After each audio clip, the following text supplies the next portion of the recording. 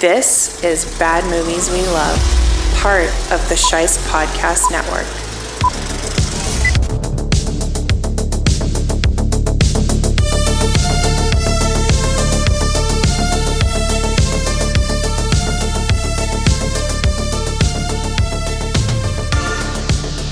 Hello, Bad Movie Lovers. Thank you for joining me for another episode of Bad Movies We Love. I am your host, Nick Scheist. The master of this stupid stuff! And whether you're with me for the first time or if you've been with me for a long time... If you're listening to this, you are the resistance. That's right. And you can help out the cause by taking the new listener survey. I want to hear from you about what you like, what you don't like, so I can continue to make the show as good as possible for you. The link for the survey is up in the show notes, and it's completely anonymous. If you don't want to be anonymous, you can email me directly at badmovieswelove@theshice.com. Another great way to help the cause is by leaving a rating and a review on Apple Podcasts. It may seem unimportant, but it's the best way for other people to find the show and to give it a chance, and it really helps out independent podcasts like this one. As an added bonus, I'm going to do a giveaway. For everyone who leaves a review between now and the end of September, you will be entered to win a $50 gift card to a movie outlet of your choice. Whether you want that to go towards physical media like Criterion, Arrow, Vinegar Syndrome, whichever, or if you want a gift card to a theater chain of your choice so you can see something on the big screen, all you have to do is leave a rating and a review on Apple Podcasts and you will be put on the Wheel of Destiny. Then I'll spin that wheel and announce the winner on the final episode of Schwartztember. Endless Summer was scheduled to wrap up with Hook, but a familiar face stopped by the show to give us one special bonus episode. And Vanya's here to talk about Swimfan from 2002.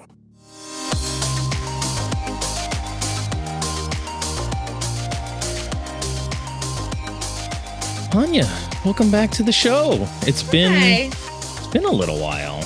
It's been a bit. Yeah. It was like we were Rocky? Yeah, it's like we were packing them in and then all of a sudden like a bit of a dry spell. But that's okay because we did a lot in a shorter amount of time. We did. And Rocky 4 episode is still one of the most popular episodes of the show.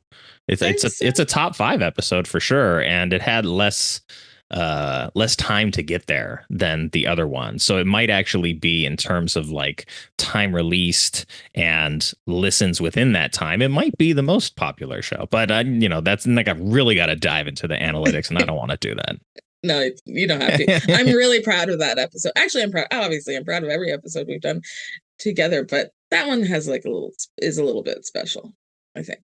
Yeah. And that was like a full episode where we planned it out. We treated it like a regular Bad Movies We Love episode, but it was in conjunction with you doing Rocky 4 for your Paid in Sweat series at Revue Cinema. And so today we're doing a little bit more casual discussion, but we are talking about a movie that you are going to be screening coming up. I think you said September 19th. That's right. Oh, I remembered. Yes. Got it. You nailed it. And not only am I screening this film September 9th, we're screening it in 35 millimeter, which is awesome. Yeah, it sounds like a good time. Yeah, I hope people come out. It uses more of our resources when we show things in 35 millimeter. The projectionist, he's been projectionist since forever. There's not a lot of people like him left that know how to run film and do it really well. There's a lot of people that run film through projectors, but maybe they don't do it that well. And he treats every print like it's the last print of that film to ever exist. So that's how he expressed it to me. So, we have to preserve these things, and Revue is really part of that, preservation.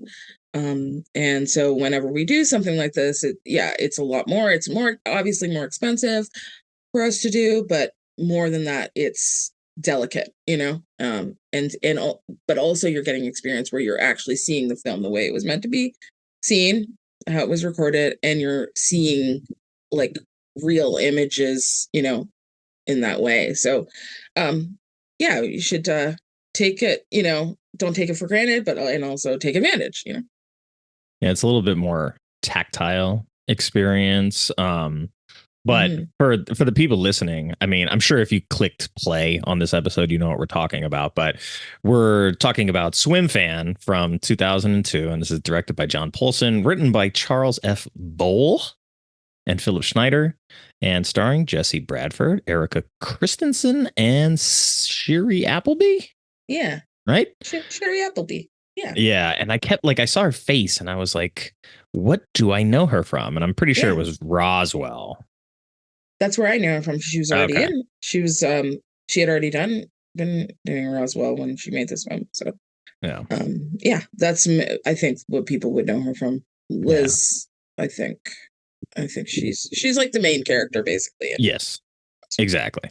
And, growing up sort of as a CW kid a little bit, at least during that era when like Smallville was on, and I saw posters and ad material for Roswell quite a lot. So I was like, she's so familiar, and I didn't even look it up, but I'm 99% sure it was Roswell. So I'm glad you confirmed that for me without me having to do any additional research. But so on the one hand, you're screening this, and um, it's going to be shown as part of your program, but it also sort of falls into the criteria here for this show because it's got an IMDb score of 5.1.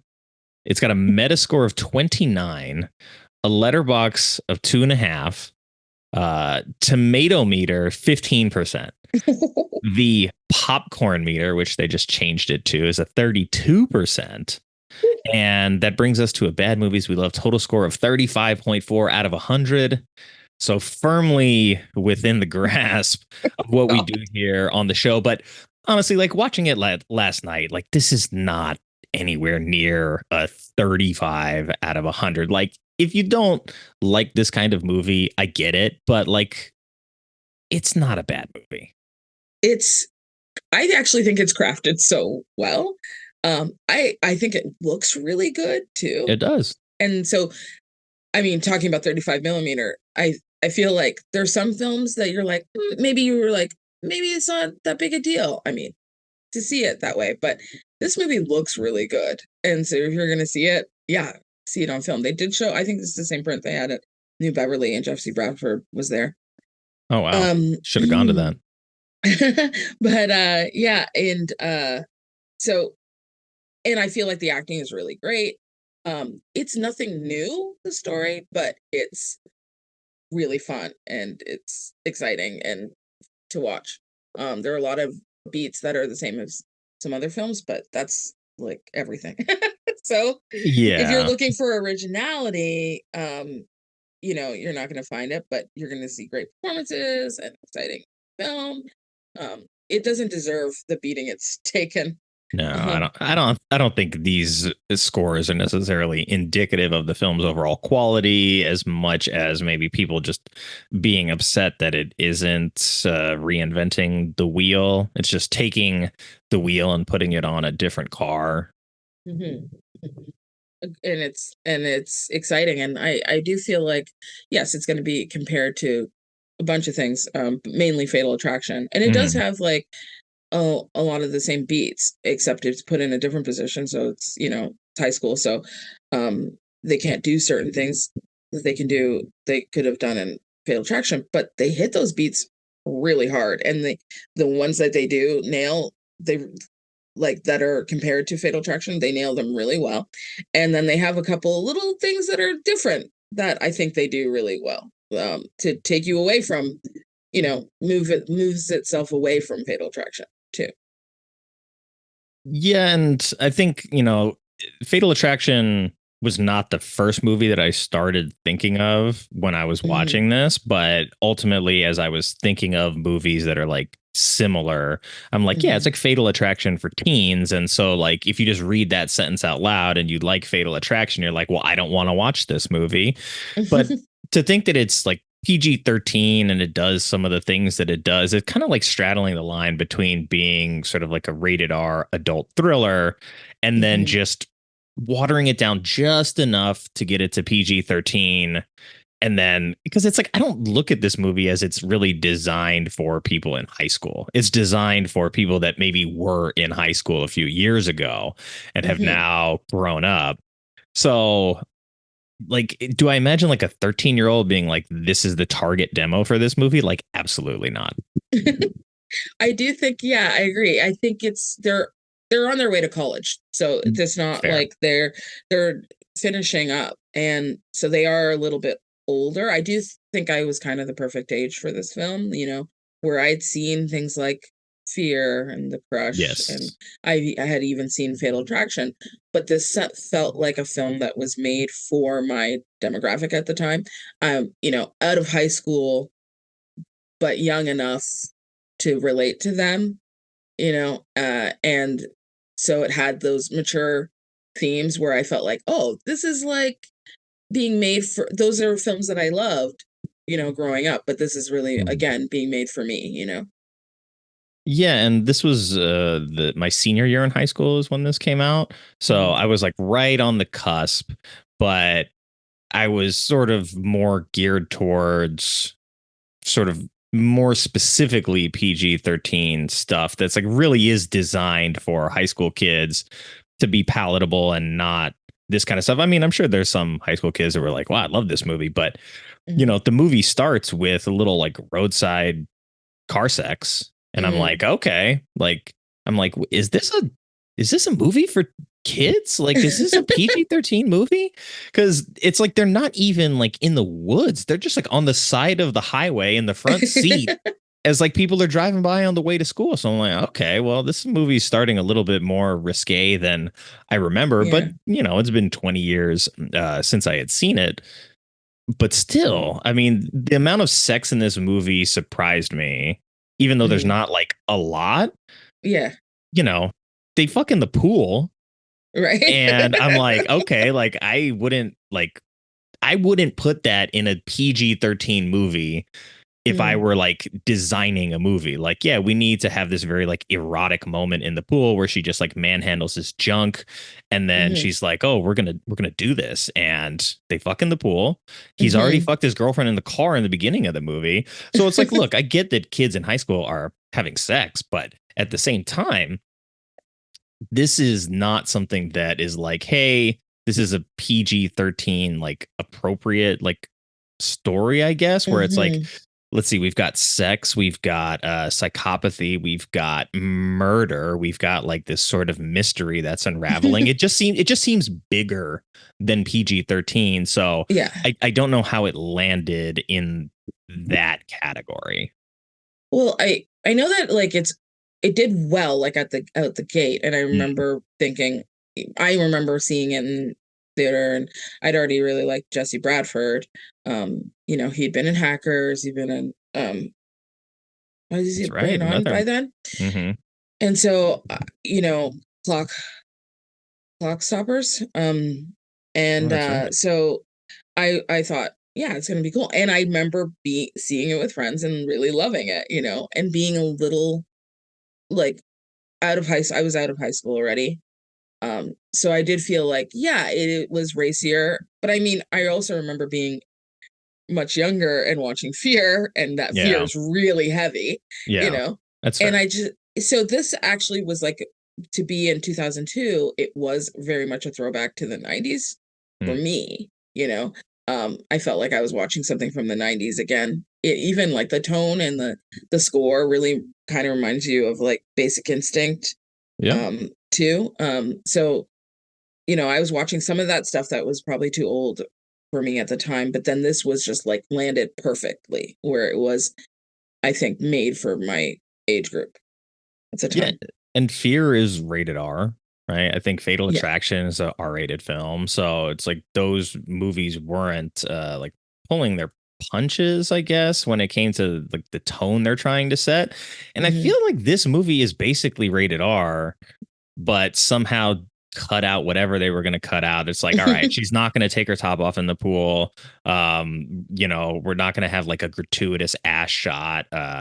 We're not going to see the murder happen. We're just going to see a dead body. And so it's like just trimmed away enough to get it to PG-13 and get a wide enough release. But yeah, I think I was a little surprised because I remembered watching it at the time and being like, oh, I like this because it's sort of cut from that same cloth of other 90s thrillers that I already liked.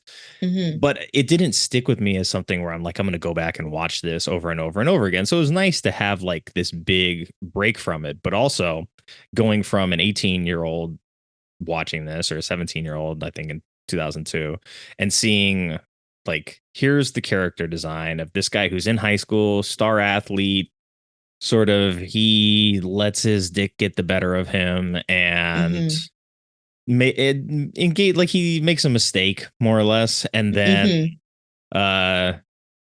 all the shit that spirals out of that. And I think young, like being younger and looking at him in high school and trying to like make that the sympathetic main character of like, oh, this is sort of like every high school boy's fantasy, is that like he's about to go to college, he's the star athlete, he's got a great good looking girlfriend, and the new girl at school wants him too, and he gets to fuck her, and there's not going to be any consequences, except for in this case, it's like, yes, there are consequences, and the consequences aren't just like, oh, he lost his relationship. It's like it gets a lot worse than that. So I think like the idea of him being like a sympathetic lead to latch onto was not as clear for me this time around, because I'm like, bro, you fucked up, man. Like, your girl's cute, she loves you, you guys have a good relationship, and just the new girl just happens to be at school, and you're stupid enough to be like, yeah, I'm gonna keep your hair clip in my pocket. Like, this isn't gonna get you in deep shit at some point. The hair clip has a life later on in the film. It does. So. He never took it out of his goddamn pocket. Yeah, I feel like I think that Jesse Bradford makes Ben sympathetic. Not the way they've written the role, but the way he performs the role, and the kind of actor that he is makes you kind of feel for him, you know what I mean? Because he is like that. So it's more about his delivery and his personality and the way his like whole vibe. But also they do inject that he was a fuck up. So we know that he was a fuck up. He had challenges with drugs. That comes right before. I guess we get that right before they, as you say, fuck in the pool.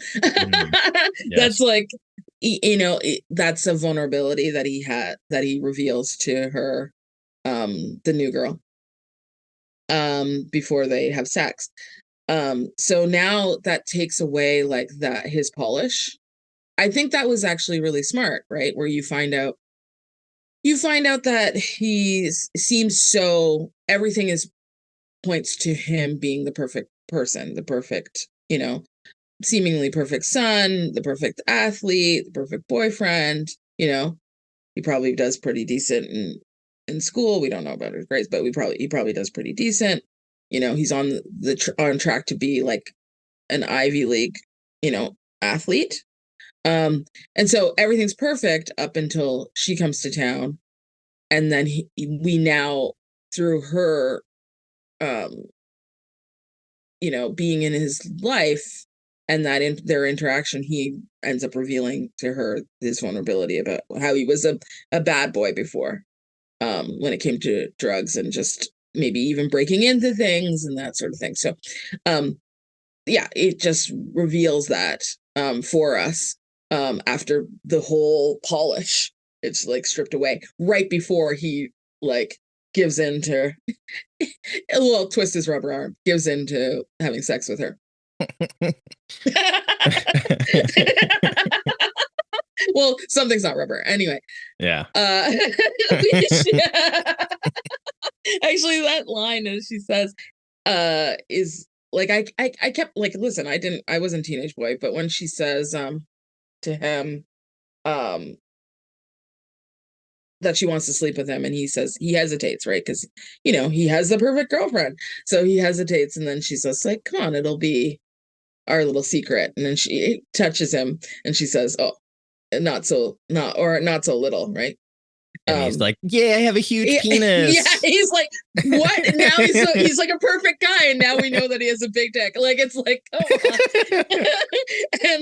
But then it's also like, but even saying that is like a test of his manhood, right? Because it's like, oh, I'm gonna show you now, like, that it's not that, you know what I mean? You're right. It's not that small, and I'm gonna prove it to you, kind of thing. Which I think is like, it's not like the most deep writing, but it's like a good way to kind of turn it into something, you know what I mean? Like have that shift where he becomes more aggressive sexually in that moment. Like it actually ramps up when she says that. Well, obviously she has his dick in her hand, but like beyond that. Beyond that, like I feel like a teenage boy might, oh man, every word I say, rise. Want to try and rise to that occasion. I'm just gonna say it. You know what I mean? So, I mean, yeah, in his situation as a hetero male with like her all over him, that I just want to talk about that scene though. That image, I love that image of him swimming. She's just there to watch him swim, basically. Mm-hmm. Listen, when I was growing up and I dated boys, they always just want you to watch the things they can do. Like, yeah, we're like, stupid. Oh, goddamn. Like, watch me play video games. Watch me throw this spiral football. Like, watch me, come to my game, hockey game. Come to just like my first boyfriend. Look, I play the saxophone. Ridiculous. Like, can you learn how to play Careless Whisper for me? So so it's actually, that to me was really real. Like the idea that she's like, what do you want to do? And she's like, I don't know. What do you want to do? And he's just like, I'm going to show you how good a swimmer I am, which is such a teenage boy thing in my mind to do, because that's what I experienced. And then her looking at him in that white dress, while he swims by in one direction in that wide shot. And then when he swims back, she's gone. And you're like, oh, where'd she go? And then she's in the pool. I like that. That always stuck with me. That's a way of telling that part of the story. Yeah, stylistically, I think the movie, has its chops. I like the way that the color of the film sort of speaks to its time. And especially when they're in the indoor pool at night and it's all lit up. It's very it's glamorous in a weird way. And I mean, I live out here in LA, so when you're doing outdoor events like rooftop pool, like they're seating around the pool and like the pool is all lit up and it looks nice, and so it's just nice to kind of be by the water. And I think this movie sort of capitalizes on understanding that just like having the body of water nearby, whether or not they're going to be in the pool, still adds to the aesthetic. And the fact that he's a swimmer and they're going to be in the pool a lot also helps with the kind of movie that they're going to make. But to your point about teenage boys and our affinity for having people watch us do things, I get it to an extent, because like my mom was busy, like my stepdad was busy, so it's like I almost never played youth sports like in front of my family. So I'm just like, I understand like the wanting someone like to watch you do something that you're good at, to like appreciate it. But also it's like this detachment of, hey, you're so dumb that like she's flirting with you and you're like, hey, watch me swim. Right. So it's like a little bit just like being aloof. But I think I wrote down like she's gonna have to crank up the crazy for me to like get back on his team. And like granted, she does. I mean, that's sort of the curve of the movie. And I like that it does give you this character who he's like kind of a goody two shoes, but also that's coming from a place of like he has to work hard to do that. It's not just automatic for him, like a lot of sort of Letterman jock characters are portrayed in high school movies, where it's like, yeah, they come from the rich family, they play quarterback, they're the tallest, the strongest, the best looking, all that, etc. It's like he seems more just like a normal dude, but also happens to be a good swimmer. And so Mhm.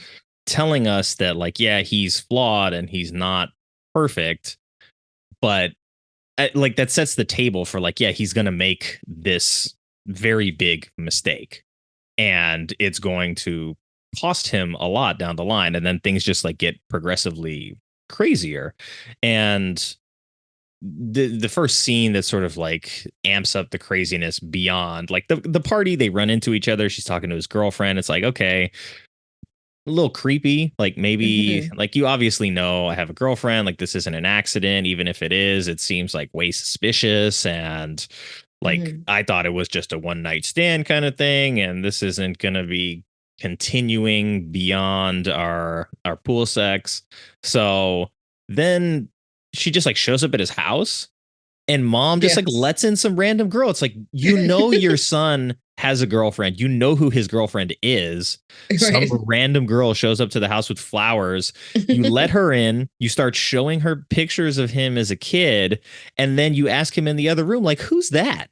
It's like, if you're asking who's that, why the fuck did you let her in the house, ma?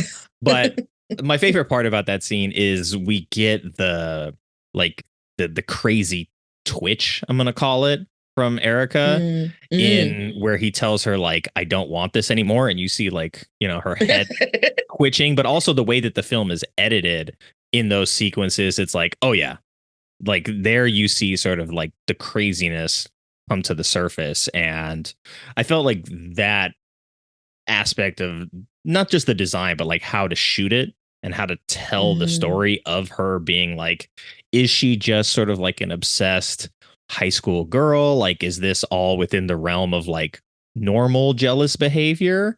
Or is she Mhm. actually crazy? And then you see the way that that's edited, and it's like, okay, she's a psycho. Right. She's unhinged. I mean, she does do something pretty freaking unhinged at the party, though, when she leaves the panties in his truck. Like, she has gotten into his truck to, Was that not from when he drove her home before? She intentionally had left her panties in there as a trap. but then she knows that he's going to have, I feel like, yeah, but then you know that his girlfriend's going to go there Oh yeah. to move the truck. And it's like, she's just like, oh, yeah, do you have my panties? And he's like, "Ah." And I do like the idea that we are now on this road. Now I feel like that's the beginning of like the spiraling, because now we're on this journey where we're like, even though we know he did something bad, we don't want him to get caught in that moment.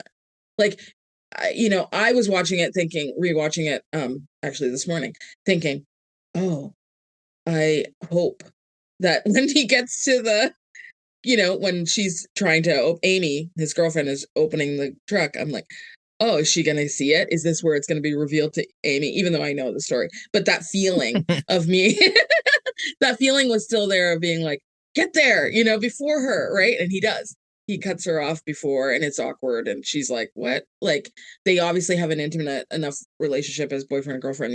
She goes, she's going to move his truck. She's going to, do stuff for him that, maybe other people wouldn't be able to do. So there's like that connection there. And they're showing them, showing us that they have that connection that is more like, they do each things for each other or whatever. And then for him to be like, ugh, gotta run, run and hide those panties. And they're so visible. Like, she has made them so visible that it's like, how did he even get there without seeing them? She must have like somehow snuck in there and he made them He like left that. his So window open. She just tucked them through the open window. But I mean, they're like on the seat next to his the, books. I was like, you clearly put your books on the seat. Did you not like see her I, underwear right there? It's bright pink. I feel like she gets in after he's already there, somehow breaks into the truck and She takes it might. there. I mean, she's psycho. So Yeah. And so, yeah, but then then it's like that next layer. I do like the way the film builds these layers of her psychoness. yeah. And how that next layer when she's in his house, which is definitely a Fatal Attraction beat. It's one of the most clear Fatal Attraction first their Fatal Attraction beats, because there is a point where Michael Douglas comes home and Glenn Close is already there with his wife, and he's like, "Oh, hello." Right. I don't know you, but I obviously know you intimately. Yeah. Yeah, and I think the way that that sort of like represents that, like your most private of spaces has been invaded, and like even your home is no longer safe, because it's one thing to like tiptoe around it at school or at parties or out in public, but now it's like, okay, you're like in my home, and this is too much. Like we've gone too far at this point, and we've got to put a stop to Yeah. it. And Like the sorry, well, I can sorry, go ahead. I was just gonna say that like even with the panties in the car and him like rushing out there to stop it, I get that we're still like early in the curve and he thinks like he can get ahead of it, and like Mhm. him just stopping. It reminds me of like Friends with like Ross and Rachel, where it's like he's trying to like get ahead of the chain of like when he slept with Yeah, the waitress, we're you on a know. break. Right. Yeah. So it reminds me of that, where it's like he's just trying to get ahead of it to stop it, so that he's like, oh yeah, if I just like if I stop it here, nothing else bad will come from this. But I feel like there's a lot of times throughout the progression of the story where it's like, just if you came clean, like all of the like side stuff would stop. You would lose a lot of things, but the nightmare would be over. And then it's like, well, not exactly. So at least it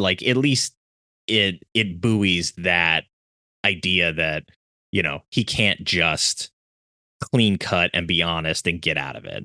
Yeah, because I feel like I thought I had that same thought again this time, this rewatch too, because I thought he should just, tell his coach, tell his mom right away.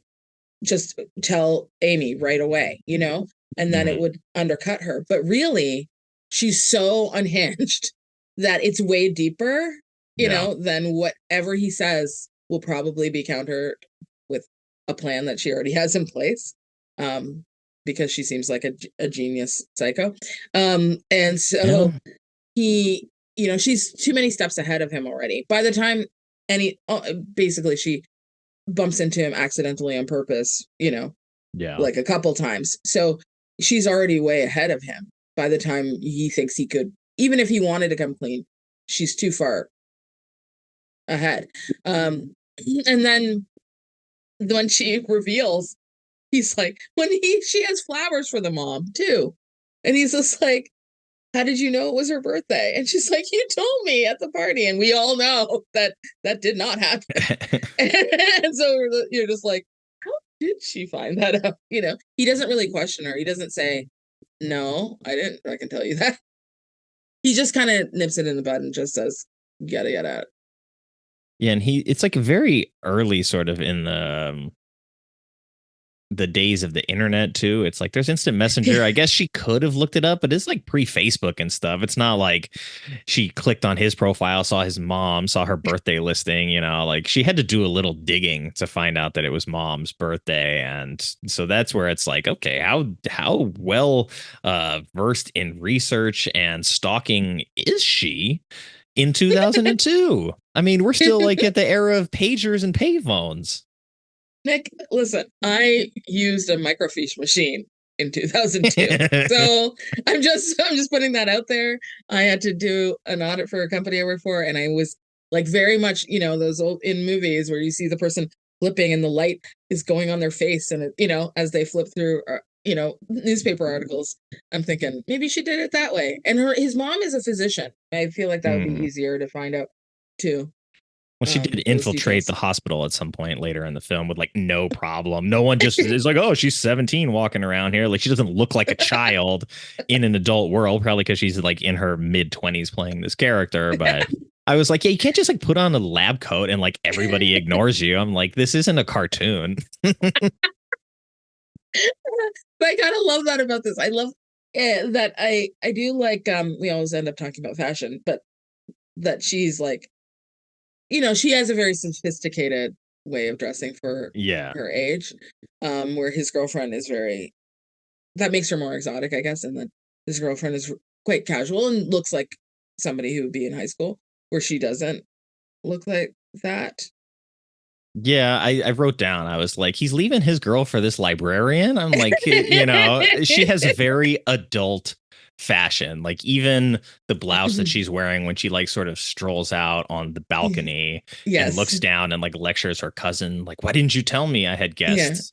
Like that whole, you know, I want to say it's like maybe like 50s era, maybe even a little earlier than that. Yeah, maybe like actually like probably her silhouette is very 40s. Yeah. And then but at the same time, but did you see the did you see the junk in the trunk? Like it's like, yeah, she's sophisticated, but then she's here in that leather skirt. It's like she looks like a cello. She looks like the thing she plays. Interesting. You know what I mean? She's Like we very were going to courageous. have you play a violin, but the cello is going to be our instrument of choice. Yeah, because your body is shaped like one.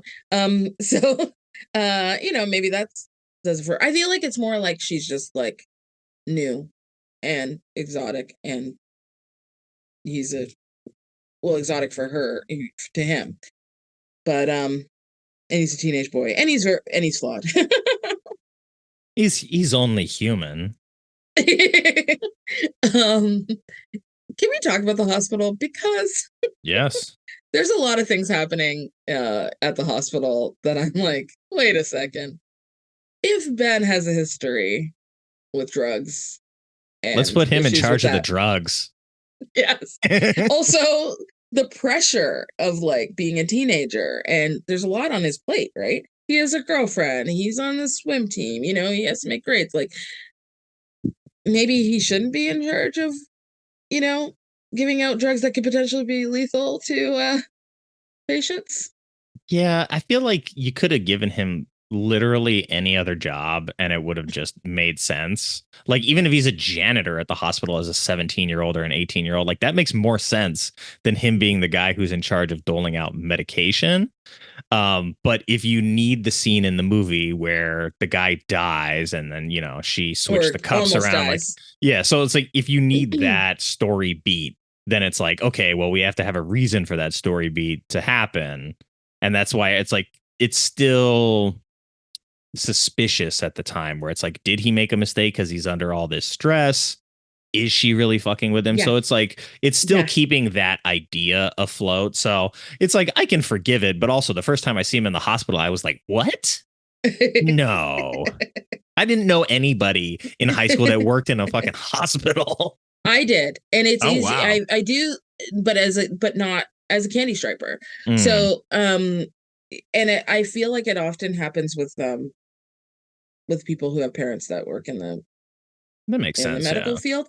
So it's that my friend, her mother was a head nurse, and so she was a candy striper. So she did work in the hospital on a regular basis. I spent a lot of time at a long-term care facility, but I wasn't working.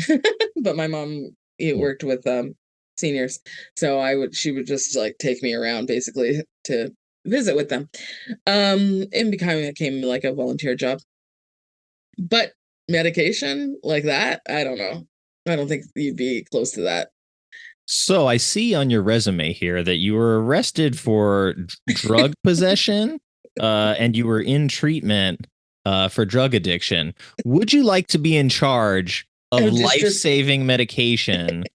So this hospital definitely sucks. And I kind of forget that, I just watched the movie last night and I kind of forget still that his mom was a doctor because all she really does is like call him from the hospital wearing a doctor's coat. So she's like not doing much doctoring throughout the movie other than calling and being like, where are you? You're in trouble again. I couldn't stop thinking about this time around how she's from Grey's Anatomy. She's Meredith Grey. She's like this hard ass, badass heart surgeon. And I was just like, oh, is she still Meredith? Is this her? She's not Meredith Grey. She's Meredith Grey's mom.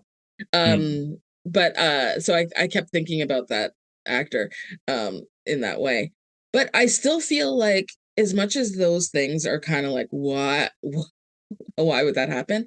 I still like how all these little pieces come together, like keep stacking up on top of each other. It really does have, even though it's 2002, it's still like the 90s, where you find out in a movie that somebody is a runner at the beginning and then they're, they need running at the end. You know what I mean? Like, Yeah. I love stuff. Yeah, I love stuff like that. Like her hair clip, becomes like integral later.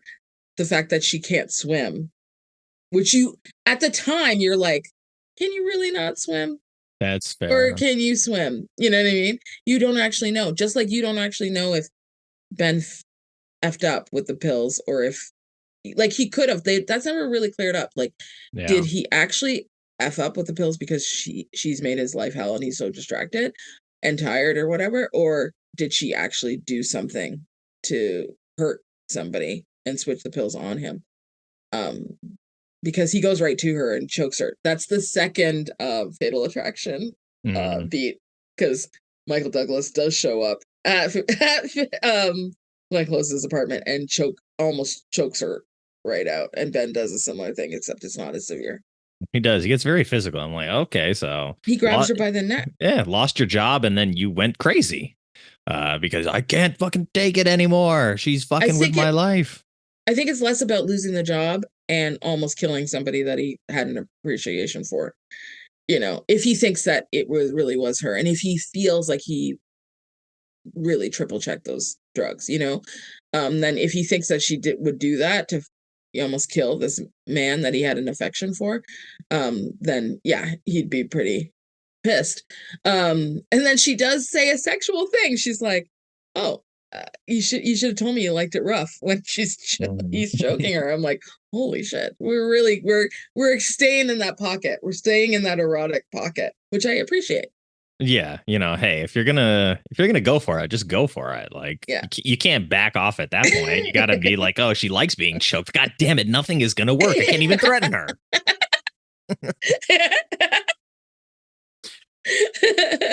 It's a good scene. I feel like it's a good scene. Like, I do feel like after he is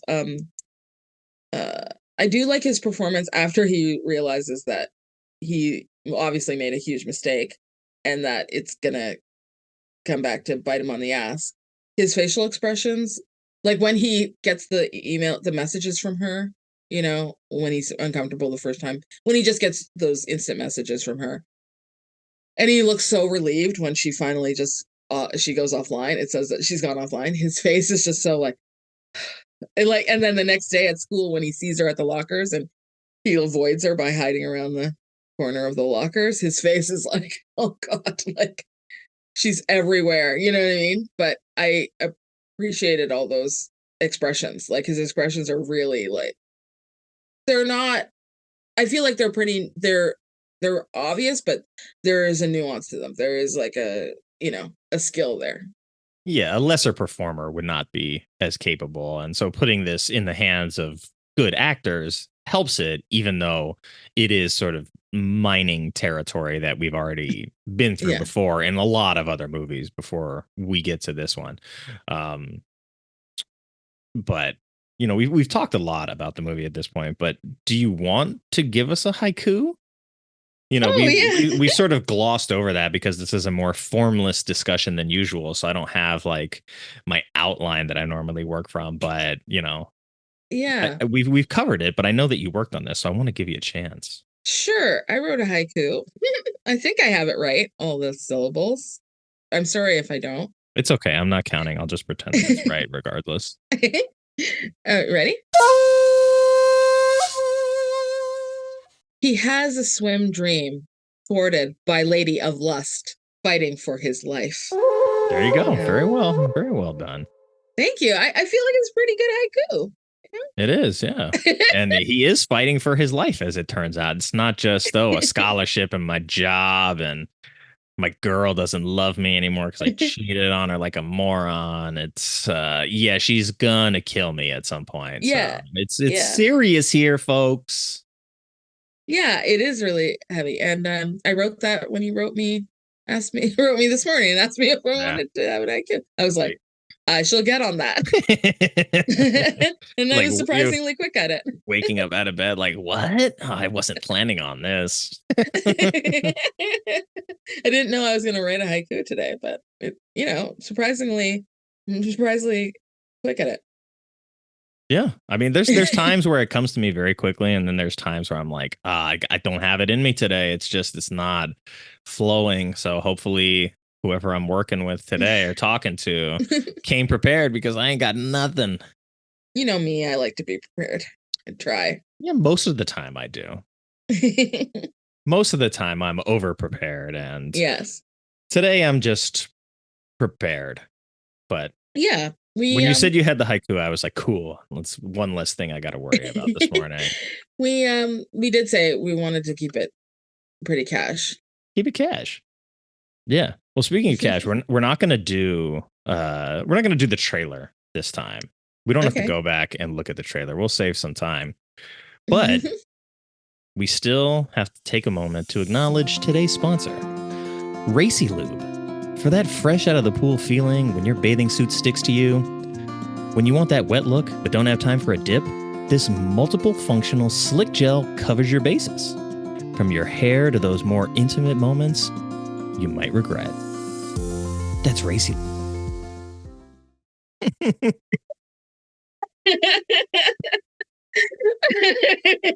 What did you think? That's good. I like that. Is this a product that makes you faster in the water? I don't know. Like race lube? Yeah, like you use it, you slick it all over your skin. Then you're like, oh, I gotta go on a date. My babe likes that wet look like Rob Lowe in in St. Elmo's Fire. You know, you run it through your hair. Yeah, it's both good in the pool and out of the pool. I try to write it in your voice as much as possible. Yeah, I get it. Thank you. I appreciate that. You're welcome. It's my gift to you, Racy Lube. Racy Lube. I feel like, everybody wants to hear your ads, but you don't have time for that. You don't have time for that right now. So I was like, I'm gonna throw this. I'm gonna give it a whirl, see what happens. Yeah, it sometimes is like the hardest part of the process, because I'm like, okay, I gotta feel the vibe of like the movie that we're talking about. And then I've got to sort of like put myself in marketing mode for like some non-existent thing. Then I have to write the script, then I have to like read it, proof it. Then I have to record it and make sure that the voiceover sounds good and that I don't mess it up while I'm reading. So that takes some time. Then I got to find the right music to go with it. And so it's like that creative portion of each show is like a significant time block. So I'm trying to be better about like, let me make sure I get the ad done before I start editing, and then do all my voiceovers. Then I can just get into the edit process and not have to be like, oh crap, I'm ready to publish, except for I haven't finished any of the voiceover stuff. And now I'm like panicked. But the one I did for Wet Hot American Summer was canned vegetables joke from the movie, nice. Obviously, and it's like so good you'll want to suck your own. Yeah, and you know that I love the commercials, so I was like, let's have our version of this for this casual like setting, because that would be fun. And yeah, it was fun. It gives me the opportunity to still like step into the shoes of the voice work and and you sounded great, and you brought that energy that I was like wanted to that copy, and I was like, you did your own thing with it, and it was awesome. Cool. It sounded better than when I wrote it. It sounded way better than like what I was expecting. So there you go. I know, and it was a cold read too. Like you sent it to me, and I was like, I see it. I was like, I'll read it later, and then I was like, I should probably have prepped for this, but whatever. Let's go. Again, just prepared enough today. I did warn you too that I was just like, it just kind of slams shut on that. I'm like, okay. Yeah, no, it works. I like it. Thank you. I appreciate that coming from you.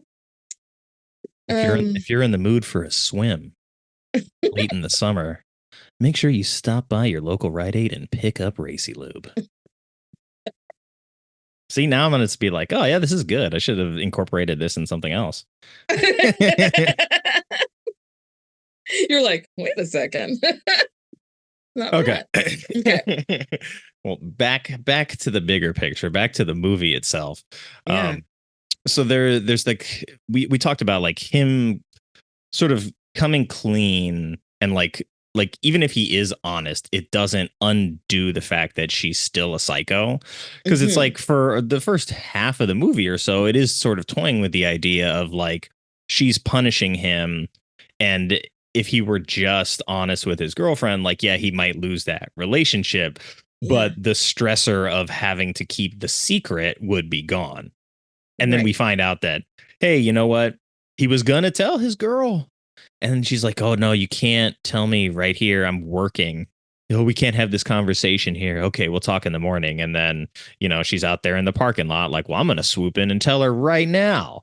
And then he goes Mhm. to school the next morning and, the cat's out of the bag. So not only it's like, does coming clean not save him, but also because he didn't do it soon enough, he doesn't get to be the one to tell her. So he's like on the Mhm. receiving end of like all the negativity that comes with that from his friends, from the entire school, basically, that knows they're together. And then she like moves on kind of onto Josh, and it's like she's still just doing that to fuck with him. And so it's like his relationship's gone, his job is gone, all he has left is swimming. And then she's like, yeah, well, I put fucking steroids in your water or something, or I don't know how she got them into his system, but Mhm. she got him in I know. there. She did. I don't know how she got them in there either, but yeah, she had like also threatened him with like you need to take time off, from stuff that you're doing. Maybe you're overtaxed. She questions him like that, and in order to spend more time with me, Yeah. like maybe you're doing too much. So she just is taking things out of the way. Um so that what he's gonna all of a sudden be like, you know what? Now I do have time for you. Like, lady, what are you doing? Um, but also, yeah, everything he does, everything that happens to Ben, is there's almost nothing he can do to stop it because, Yeah. yeah, he goes to tell her. I don't understand why Amy doesn't have any breaks. Like that place needs to be somebody needs to inform the Right. labor board about Amy's situation. She doesn't get breaks at work at a restaurant. Anyway, She's a high school kid working till 1 a.m, right? but then she goes to She's school the next day. she's worried about all these kids are taxed. Yeah. Nick, they are pushed. They are pushed to their limits. Um, but obviously they're more working class than she is. But she she yeah, so Amy has no time and he wants to tell her. He does want to tell her. He is thinking of coming clean to, with everything, which is frustrating. But then yeah, the that was a bad day for for him because yeah, even though he wasn't I don't know that he would have done well swimming. Um, you know, like Yeah. maybe he wouldn't have even done well because he hadn't been doing well swimming anyway.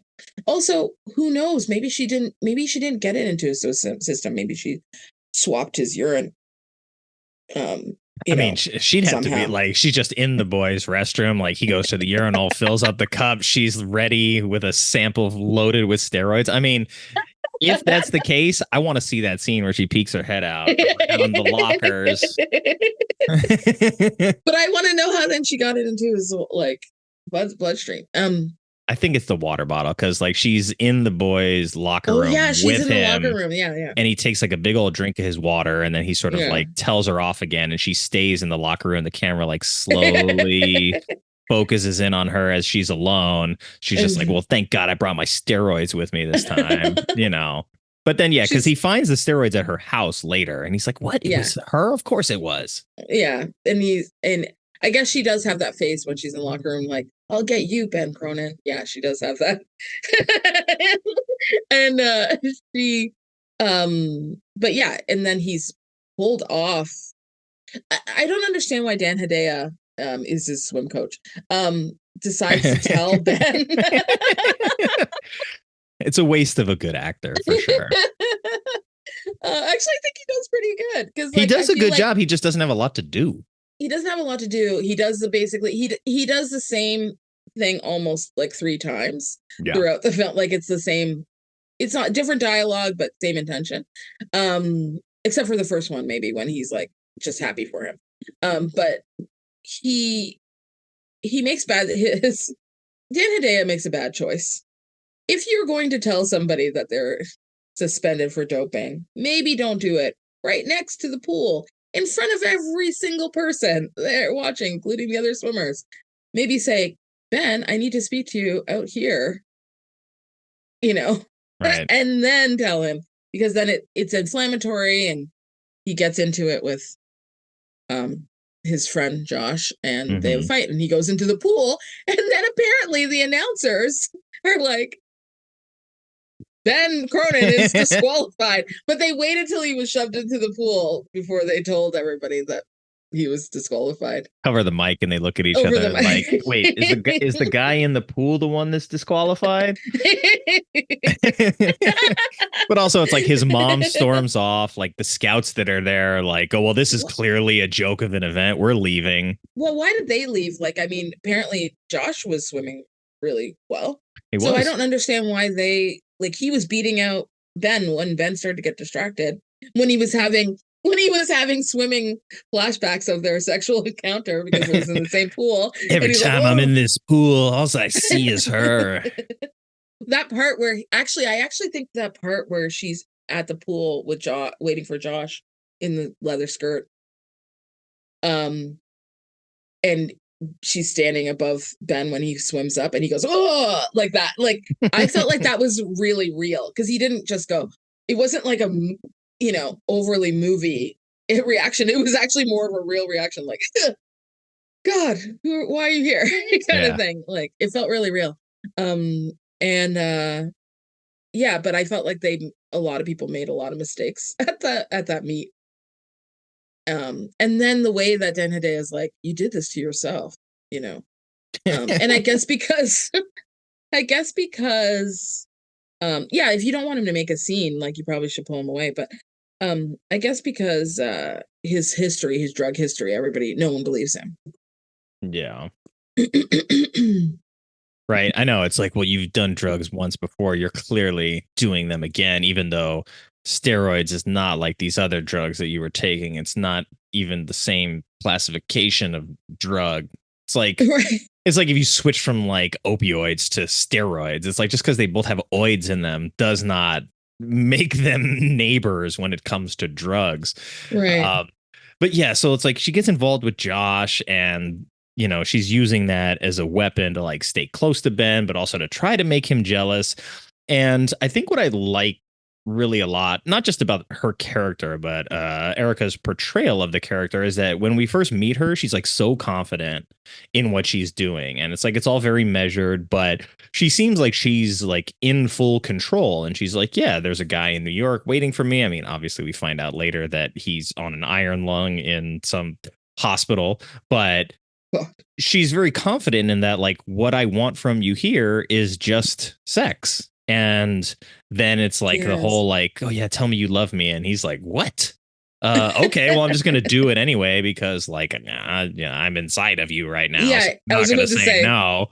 Right? So he was in there already. Yeah. He was. So he's just like, all right, I guess so. I mean, it's a little crazy, but it's not like, all right, semi-normal, he thinks. And then we keep getting like inching closer to like how crazy she really is. And so it's like this suspension of disbelief that the craziness is going to end in a somewhat reasonable place. But then every time it seems like it's about to end in a reasonable place, it's like, no, something more crazy is going to happen after this. And it keeps going to the point where she ends up before she ends up killing Josh, she's in the car with him, like moaning, Ben. And it's like, what you're doing. Like, you're not stupid. You obviously don't like Josh, so you're not like that caught up in the throes of passion. Josh ignores it like the first 2 times he hears it. And I think then like the 3rd time she says Ben, he's like, why do you keep saying Ben's name? And like, so he figures it out. And in my head, I'm like, okay, I know she's got to get super crazy somewhere. Does she run him over with the car here? Which I kind of thought might happen. But then even as Josh walks away, she yells Ben again.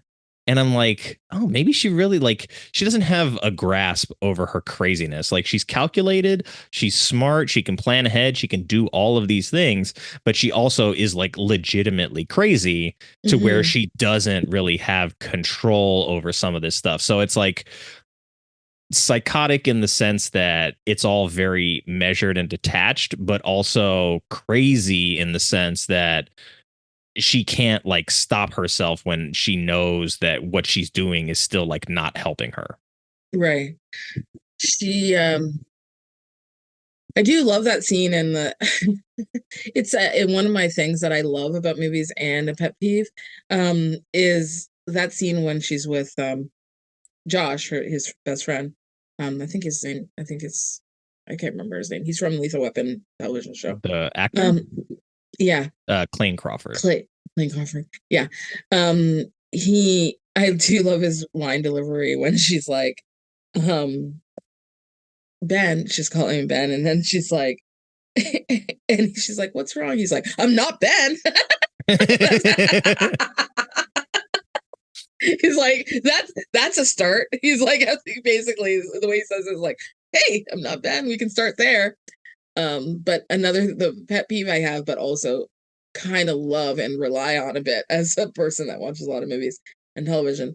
Stop telling people that you know that they're bonkers. You know what I mean? Like, to their face.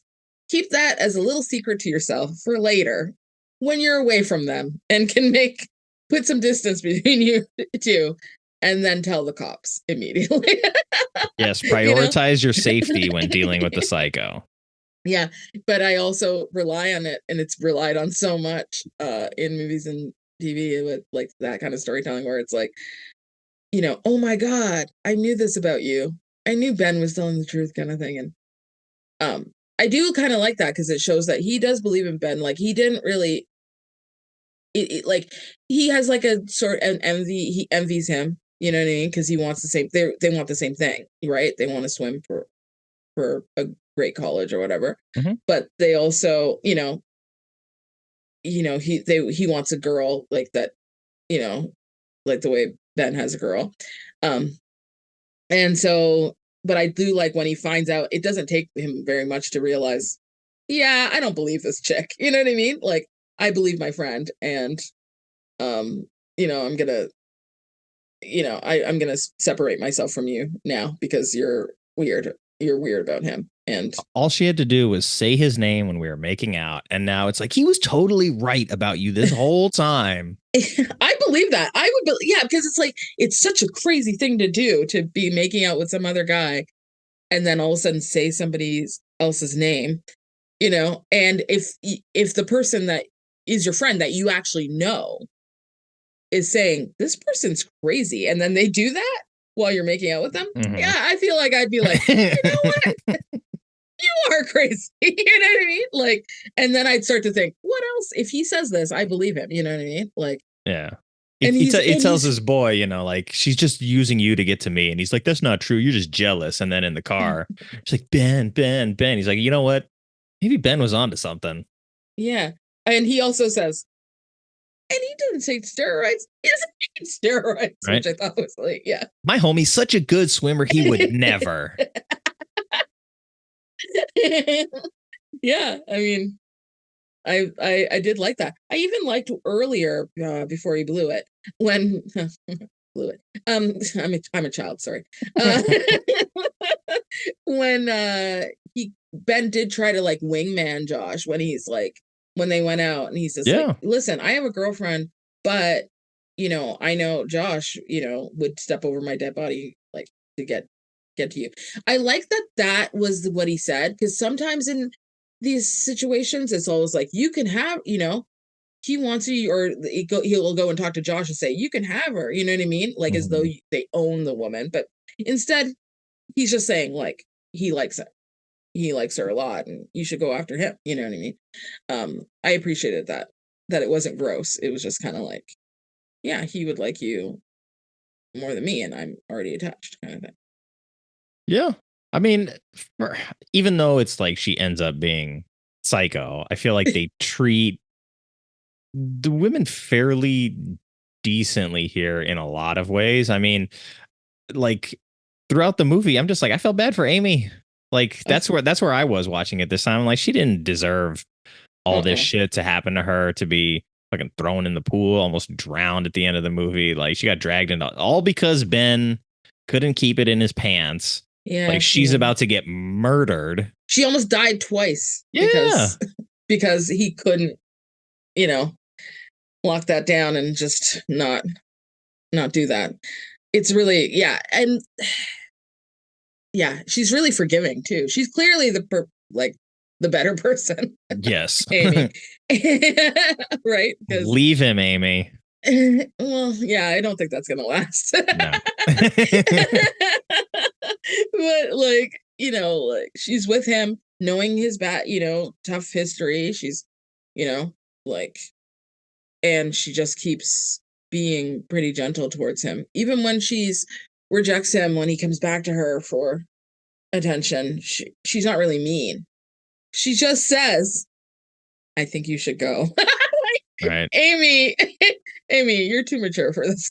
Right. I know. She loves him and she's like, this is a person I love who is in trouble and needs my help. And like, even though he hurt me and our relationship is not like what it was a week ago, like I still care about this person. And I'm like, yeah, like fucking, he doesn't deserve her ass. Yeah, he doesn't, he doesn't. And I think he knows that. He does leave. Yeah, he doesn't stay and like beg. He's just like, yeah, you're right. I gotta go. Yeah, because he's like, yeah, she listens to him. She's just a great person. She listens to him. Team Amy. And then he does, but then he does respect the fact that, he gives her like, I feel like she said, fuck off, leave now, before he even had a chance to talk to her. He probably would have left. Because we know that this is the only bad thing that he's done. I mean, it's a big bad thing. Yeah. I mean, since he's been a good, like, on the straight edge. It's a big bad thing, but it's not like he's done a bunch of bad things. It's not like we saw him, like, do a bunch of bad things to Amy or whatever. Very true. So it's kind of like, yeah, he did really try to change his life, but then he screwed it all because of his dad. Yeah. I don't know.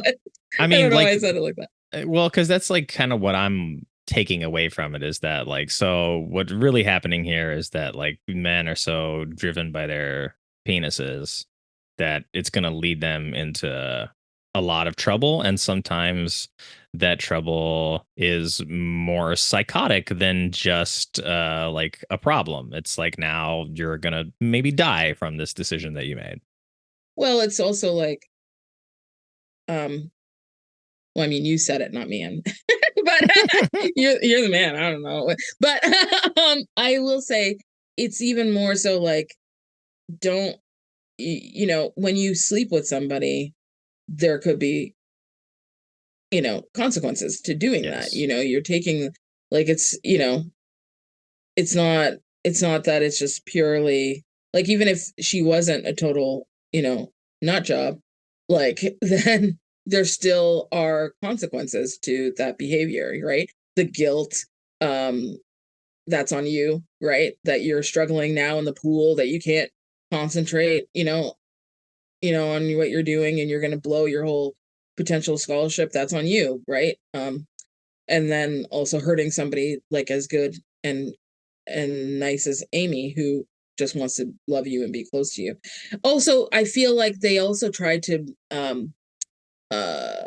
ramp up his pressure when she asked if she could move near him, which is he's like and if he's a person that is like struggling with maybe drugs before and that sort of thing, those kinds of things are triggering, maybe, to that kind of pressure might be triggering to him. I'm not making an excuse for him. I'm just saying that was something. The sex happened after she was like, you know what, maybe I won't have my own life in Rhode Island. Maybe I just want to come and be near you, in California. And I think he just kind of was like that was part of that underlying thing that he didn't say out loud. Yeah. I mean, there is the thing of like you're in high school and like when the affection is too strong, it's like you're smothering me. Like I Yes. can't breathe kind of thing. Right. So it does touch on that. But also, I think one of the probably the most, maybe the most important thing about like becoming an adult and making that transition is legitimately taking responsibility for your actions and facing Yeah. the consequences. And so this movie is like it's telling us that like he kind of needs to do that, but also that even when he does, this is still a movie and she's still super crazy. So she's still Well, gonna hunt you down. yeah, and even if he does, they're still gonna. Even if you take responsibility, doesn't mean that you make everything go away. That means that Correct. maybe things will stick with you. Because of the decisions you make. Because even as I said that Amy put a little bit more pressure on him, she kind of takes it back. Like she's kind of a perfect person Yeah. because Okay. she I does won't move say, close to you. yeah, she says, you look like you're struggling, since we had that talk about me coming to move near you. Maybe it is too fast. Maybe I won't do that. Maybe you just need space. You know what I mean? Like, and she doesn't seem upset about it either. She seems like maybe I put too much pressure on him. He's already dealing with the swim meet. It looks like it's, causing him a lot of stress. So I'll take that off his plate. Like, and she doesn't even look like hurt by having to take away something that was important to her. Yeah, like she's cute, she's smart, she's caring, she works, and she's drama free. And he's just like, no, don't be anywhere near me. Like, you go live on the other side of the country. We need But he, we need space. No, but he that's doesn't go quite that far, but no. yeah, He doesn't actually say it to her at all. Like he he doesn't doesn't. admit it at all. He only shows a little bit of it in facial expression, and then by his act of what he does, which we find out later that he has been being hunted for before he even stepped foot in that pool, Yeah. right? So, like we find out that she has clocked him since before she met him. Yeah, and that's why, like, in my notes, I'm like, they're really gonna have to like crank up how crazy she is over the rest of the film to really sort of get me back on Ben's team. Because I wasn't like anti Ben, but I was definitely like pro Amy. Ben fucked up. Tough shit. But But when you fucked a psycho. That's not Amy's fault. but when you find out that like really you wonder like if he had a chance. There's a point where even though that he fucked up and he made it easy for her as his as her prey. He made it pretty easy for her because by giving in to lust. That do you think that maybe he didn't have a chance in hell, like in He a way? didn't. Even if he makes it Because out of high school, she's going to follow him to wherever he goes to college. And then as soon as Amy is in Rhode Island, she's going to pounce and yeah, take advantage of it. I do feel like if he had rejected her, he was on a runway like trip to waking up in his own bed out of nowhere with her on top of him and him inside her without him even really realizing it. Like I swear to God, like he did. When I rewatching it, I was just like, yeah, he fucked up and he made the choice, but I think she would have, not to make an excuse for him, but I do think that she was like gonna keep it coming at him until she like got him or fucked with his life. Yeah, that scene you're describing is the one that probably got cut from the movie that made it rated R. So they're like, no, we can't have that. We get rid of that. It's PG-13 now.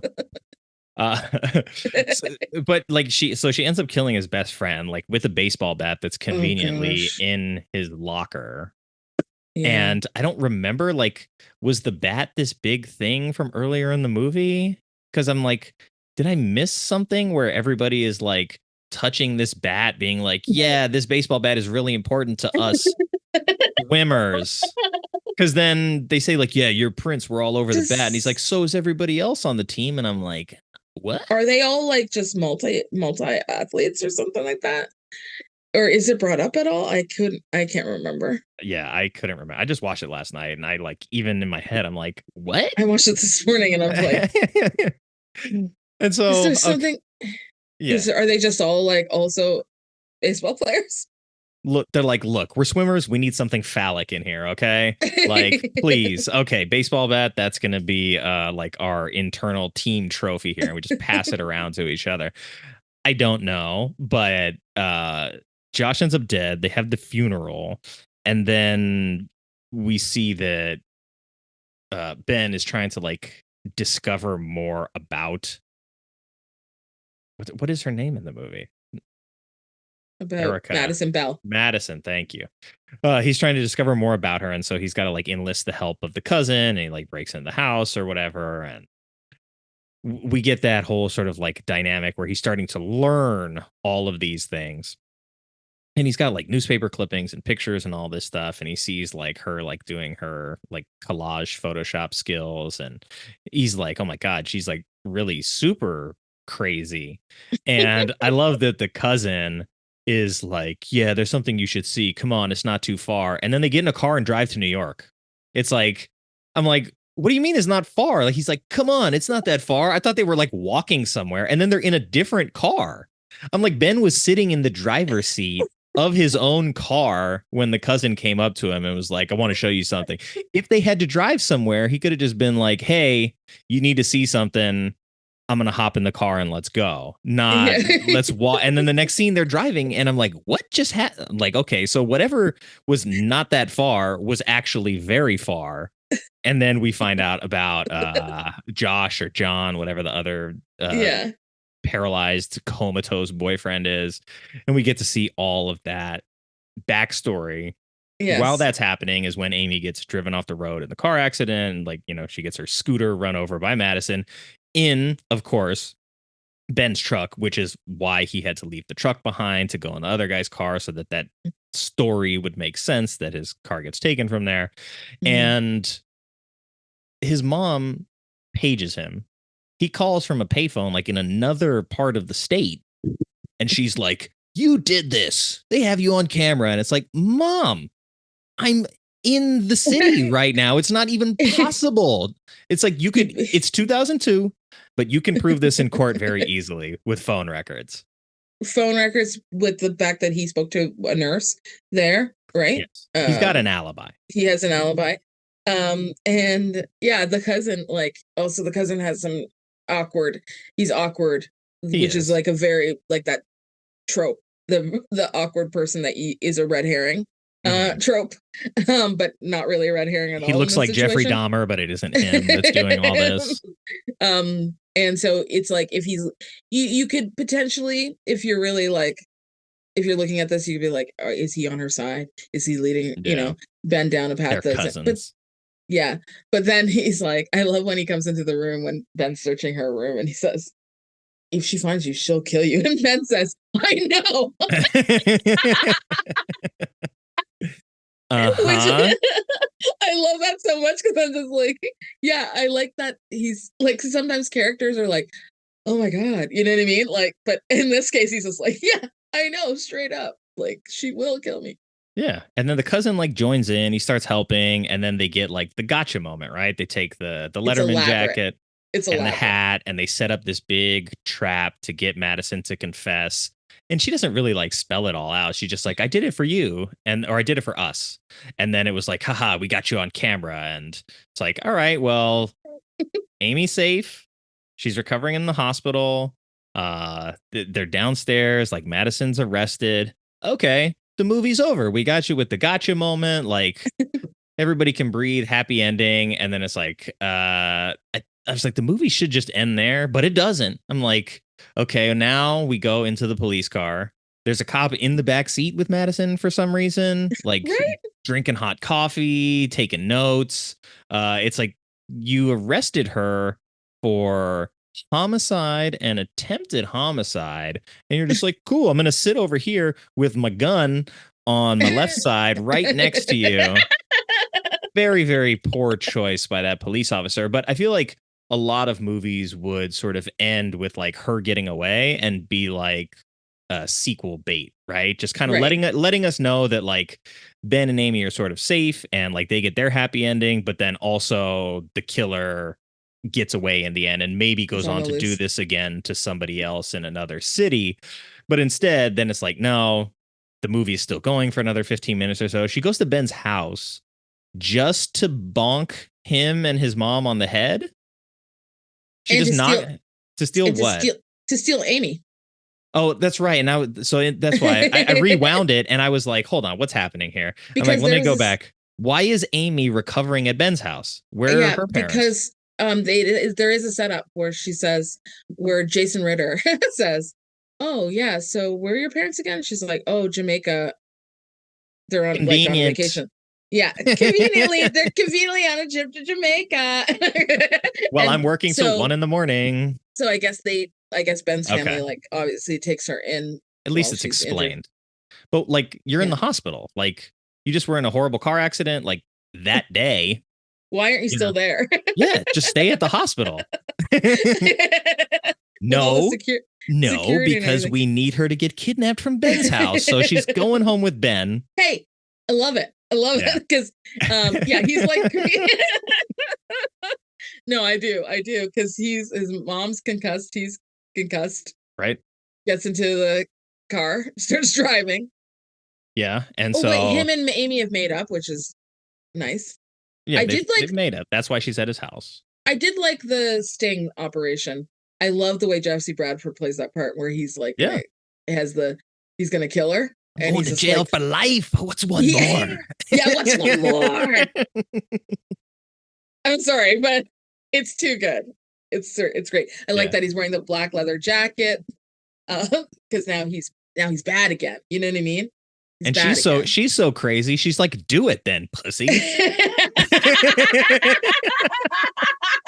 She's like, you don't have it in you. I know you don't. It's true. She is hard, right? She's a hardened person. She's like leaning into the scalpel, like, do it.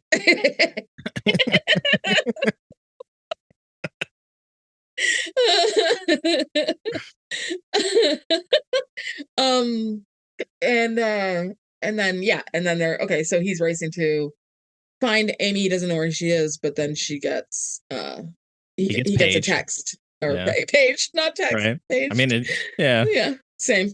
But yeah, and it's like care for a dip or something like that or something. Yes, something snarky and pool related. That's why I use the word dip in the commercial. Anyway. And then and so they get to and she gets there and she has a whole thing rigged up like she's freaking, I don't know, Hannibal Lecter or freaking what's his name, Jigsaw. Right. Got a whole situation. She has a whole situation, going on. Yeah, I mean, her craziness is like spiraling at that point. But I'm glad you mentioned the pager because I laughed because I never had a pager, but I knew people that had pagers, and it was like such a flex at the time. And for people that are younger than us, which I don't assume is the majority of the demographic for this show, but before cell phone to cell phone text messaging, before two-way pagers, there was one-way pagers, which was like the best way I can contextualize. It's like a voicemail box that you wore on your hip, except for rather than voicemail, you could just send a short text message with a phone number to call back. And then you have to go find a phone and call the number that was on your pager. As someone who owned a pager, because at the time, Bell, the media company here, Bell Telephone was letting you have pagers for really cheap because pagers were dying, right? Yeah. So the pagers were really cheap, and they had these like, and all the Apple products were all like the clear, colorful plastic, and so Bell had this line of pagers that were really cheap that were all like clear, colorful, plastic, and I had a bunch of friends that had them, and we all had them. And then one of our friends learned how to use the payphone where you didn't have to pay for a quarter, but it was like a long process of entering a bunch of crazy digits and pressing buttons. It was ridiculous. Anyhow, so I did have a pager for a time, and it was so cheap. And when I just left it and didn't pay the bill for like way too long. And then I came back and I was like, oh, I called them to pay it. And they were like, they didn't even care. They were like, okay. Like they didn't give It's it up. They $8. didn't care. Relax. And no, it was like, no, I'm telling you, it was under $30 there. Wow. And I had left it for a really long time. And they were like, yeah, sure. We'll take your 29.50. But they felt like really convenient and they felt really cool at the time. Cell phone. They were, yeah. But you know, I just found it to be sort of a nice piece of sort of like timeline history, because now, you know, I watched something where I watched The Crow the other day, where it's like they're on cell phones in the beginning and like there's a video on the phone. It's like a big part of what the story is. So it's like the technology became sort of like a plot device rather than it being like part of just the characters. And so I liked how, looking back at this, it's like, oh yeah, they had to actually use the pager as a plot device, because you could get away this whole movie without really having a pager, but you need it for that last scene so that she can give him the snarky tease, like the Joker, right? Yeah. She is like that, which will lead him to the showdown, the final showdown at the pool. Correct. Bring it back to the pool. That's why it's in my program. For someone who can't swim is like the worst place to pick like your final battle. Listen, this is not the first time a villain has made poor choices and the hubris is like, true, you know, got them, you know, doing silly things. She's like, look, you know, my desire for symbolism has taken over here. And not only is it a pool, it's the pool that we've lucked in. And it's showdown time, Ben. Yeah, because Nick, she's the Swimfan. She is Swimfan. That's true. So, you know. It's full circle time, bitch.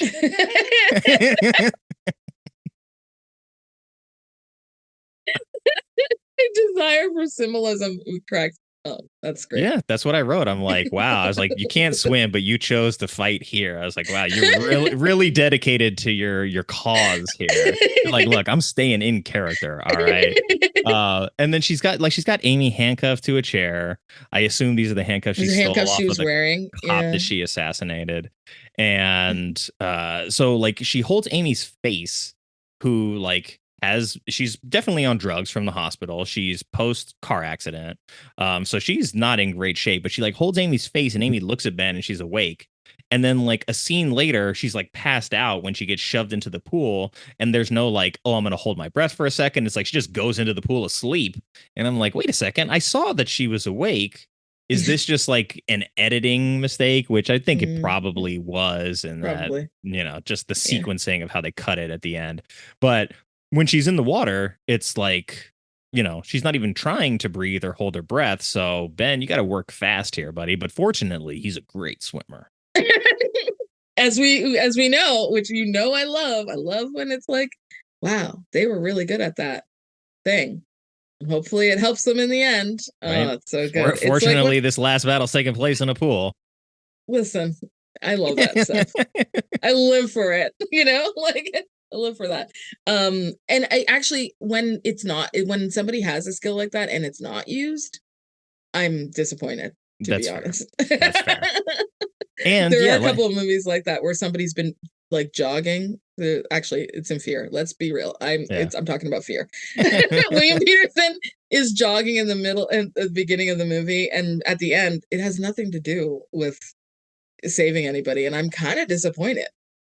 He's just trying to stay like in good dad shape. It's They're like, look, this is basically B-roll, but we needed to stretch out the runtime, and so we threw a little bit more of that in there. We do get to see the full circle moment of him being like, oh yeah, that hairpin that I never took out of these pants, which I have clearly not washed throughout the course of this story. Yeah, got it. And he's got the hairpin that allows him to pick those handcuffs conveniently because it's exactly the same as a school locker. And you have to remember that it's a treble clef, right? Isn't it a treble clef hairpin too? Because she's a musician. Yeah. So she like, oh, it's that insert of that pin is so clear. Like it's like Yes. they want you to know. It's more clear than when we see the pin for the first time. Yes. Correct. But I So, love it. yeah. Well, like he swims down to get her, he realizes she's handcuffed. He goes back up to like shit talk first before like going back down. I don't remember. Well, He I comes think up for air. He comes up for air. Yeah. So I think like just the way that I'm seeing it in my head, I'm like I'm thinking of other films that have had sort of like underwater sequences and like drowning type of stuff. I feel like if Amy goes into the pool awake, holding her breath, it's scarier because it's like she's aware of the fear of like I'm gonna drown, I'm gonna die down here. Right. But her just kind of like being passed out is like, all right, well, the ball's in Ben's court, and kind of doesn't even matter how long she's down here now, as long as he eventually like gets her out and does CPR. So I thought that moment where he was going up was to like get air and then go back down and sort of like buddy breathe for her. And then like, here, let me go back up and I'll figure this out. We'll just keep doing this until we figure out a plan here.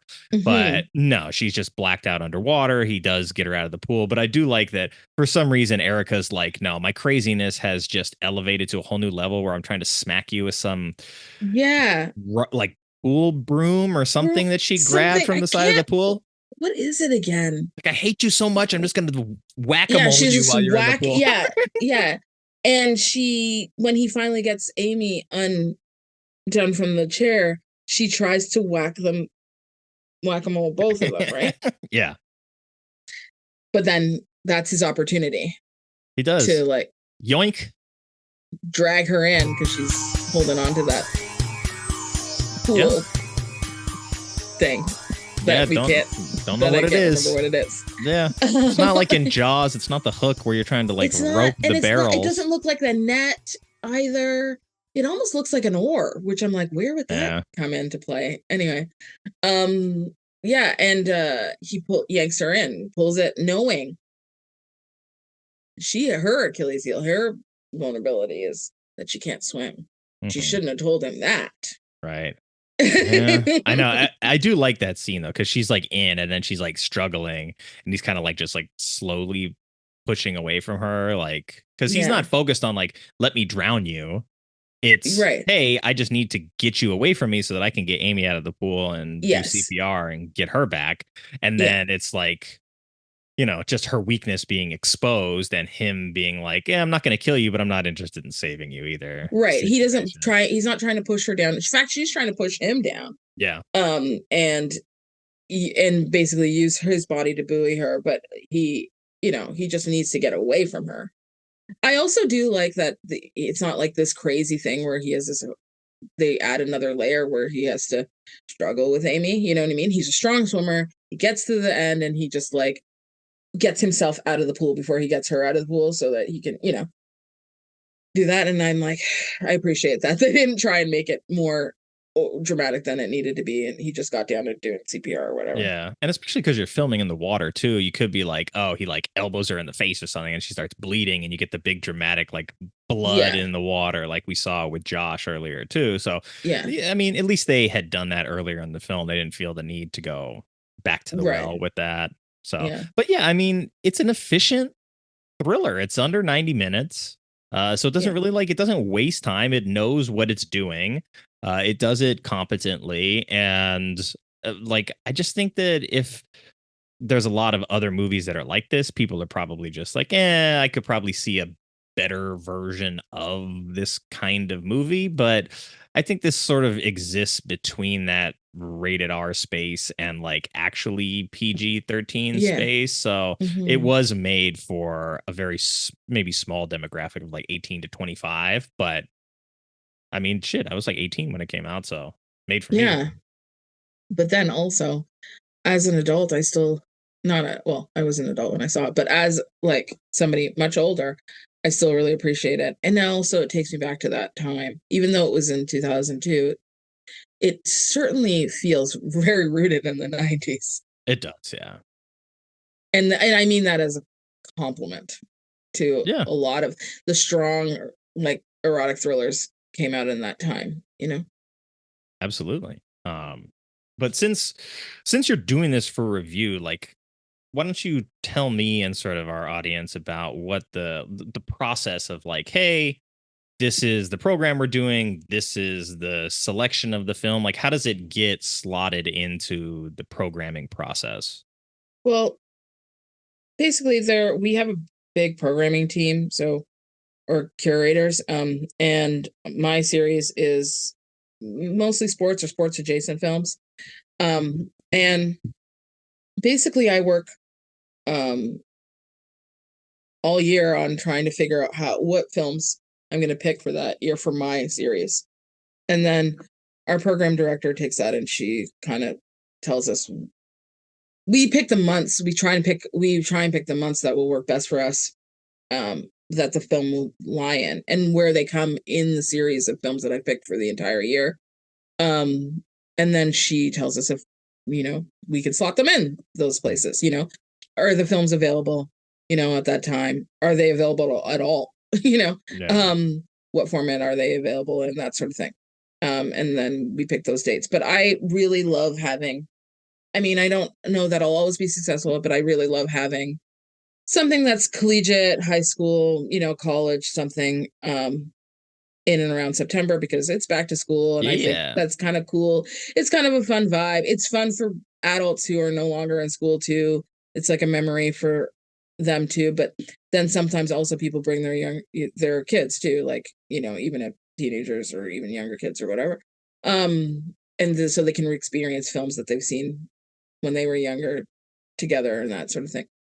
So like for me, the process is, I mean, this is not my living room, I don't pick films like the way I would pick, for myself and my friends. This is for like Yeah. a wider audience. So the way I see it is these are things that I think for my program that people need to see, like that I think that should be seen again, that I think deserve attention, that fit the mandate of my program, which is like effort and sweat and, it doesn't need to be traditional sports, but more like striving and effort towards something. So, and in this case, also, I'm a person that has a lot of affinity for thrillers, erotic thrillers, sexy things. So, Swimfan is like kind of a perfect Yeah. combination of things to be in my program. Yeah, and why I say it's not my living room is because yeah, I'm not just curating this for myself. I mean, I'm sure there are some people that curate or have series and they're like, yeah, this is just the stuff that I like. And certainly this is all stuff I like, but I'm also thinking about cinema in general and trying to have people look at what eras, matter over time too. So that's the way I approach it. I so my year has been like I try to do things if I can, stick things together if I can, maybe a few films at a time, that either have a similar vibe. Sometimes I can only make it happen with two. Sometimes I can't make it happen and I don't force it. I'm like, okay, well, this month, it's Swim In and it works for September. I happen to be lucky enough that I'm doing Rudy this Woohoo. September too on the 21st, so only a couple days later. And it'd be a busy girl. Um, so yeah, with another program called Throwback Cinema, we're doing a co-pro program Nice. Nice. together. Crystal runs a kind of more family oriented nostalgia program, Throwback Cinema, and yeah, with me we're doing Rudy. It's kind of perfect for us to do together. And then again, annual screening of Buffy the Vampire Slayer in October. So, um, and that's October 17th with a band. We're having a band called Dragon Sounds. They're Oh, the Dragon Miami sounds Connection. back. Yeah. Yeah, they're the Miami Connections band, but they also do other covers. So they did our Rocky set That's right. for Rocky 4, and now they're doing Buffy, so probably have a couple of theme songs in there that might be relatable, that sort of thing. So, um, yeah, for this fall, like I'm trying to like those three films are very much back to school vibe. They're all like in the high school area, but you know, I've done other things. Like I did a series this summer that was like Tony Scott and Ridley Scott. Like it was the Scott brother, like couple films by them, Gladiator and Great Days of Thunder, Scott. and yeah, Great Scott, yeah. So I'm always trying to kind of tell a story about different times, what eras that fit into my program. Of course, I'm sharing all of cinema with but a bunch of other curators, right? So they have their things that they want to, and we try not to step on each other's toes too. So, yeah. Cool. Sounds collaborative and fun, and right in Yeah. time for back to school. Yeah. And we're right now, Revue, if you've heard in the news, maybe, Mhm. Revue, we're fighting, and in general in Toronto, we're really fighting for our cultural spaces to stay alive. They've been under threat. The science centers and being taken down. The even the outdoor cinema, the top uh one of the outdoor cinemas just struggling to keep up financially. But we're having a landlord situation, which I will not get into details with, but you can read it in Toronto Star. Guillermo del Toro backed us up. He had he did an interview with our big paper Toronto Star about his love of cinema and protecting spaces, independent cinemas and rep cinemas as a whole. So but he backed up Revue in particular. So check that out and maybe donate too, because we have a capital campaign for legal fees and that sort of thing. So which might have gone towards the upkeep of the cinema, but now has to be kind of probably dealt with that. So back us up either by word of mouth and or donating if you want. Well, send me the link when we're done here, and I'll just make sure that that's in the show notes so people have easy access to it. Yeah, long live Revue is the campaign. So yeah, I think it's we need stories, right, as humans. I know it's not the most important thing, to live, but I think it's really important, a really important thing. It is part of our survival, the arts and storytelling, and keeping community spaces that a lot of people come together to enjoy as a group. Yeah. It is important, and I mean, it's spiritual sustenance. So Yes. Yeah. And I think sometimes we relegate that, we push it aside, and we say, oh, we need food, water, or shelter, you know, healthcare, education, but also part of that education, part of our sustenance of self-care is, what we consume. I mean, we learned that during the pandemic, yeah, during the lockdown, pandemic still happening, but during the lockdown, we learned that a lot of people, that's what they were doing, is consuming movies. And so, and a lot of what we do at Revue, or a lot of the things aren't new, because we're rep cinema, and it is about looking at the grand scheme of cinema overall, not just recent films. And so, yeah, we got to keep these kinds of things going. yeah, absolutely. So if you're listening to this, whether you're in the Toronto area or not, I would encourage you to look into what's going on with Revue Cinema, understand the value in keeping independent cinema alive. We've got a theater here down the street, which is one of the only, maybe the oldest indie chain in Lemley. And they're sort of on a lease buyback program where as soon as the developers are done with whatever their project is, they're going to end up closing that theater. So they've been just sort of staying afloat for a couple years now. And it's sad because it's in the arts district and it's no, we're going to turn this into condos. So that sucks. And so it's, whether or not you live in Los Angeles or Toronto, it is a common occurrence to see sort of our art institutions sort of under pressure financially and otherwise. So it's worth your time to take a vested interest if you love movies. Yeah.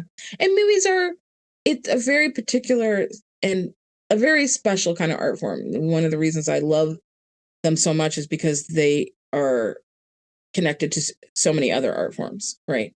Yeah. You have, music and, costuming and all these different pieces that come together that make up a film. So that's one of the reasons why I like movies, is because it touches all these other areas that are, that people skill sets and arts that people do. That I think that's what makes it special. I couldn't have said it better myself.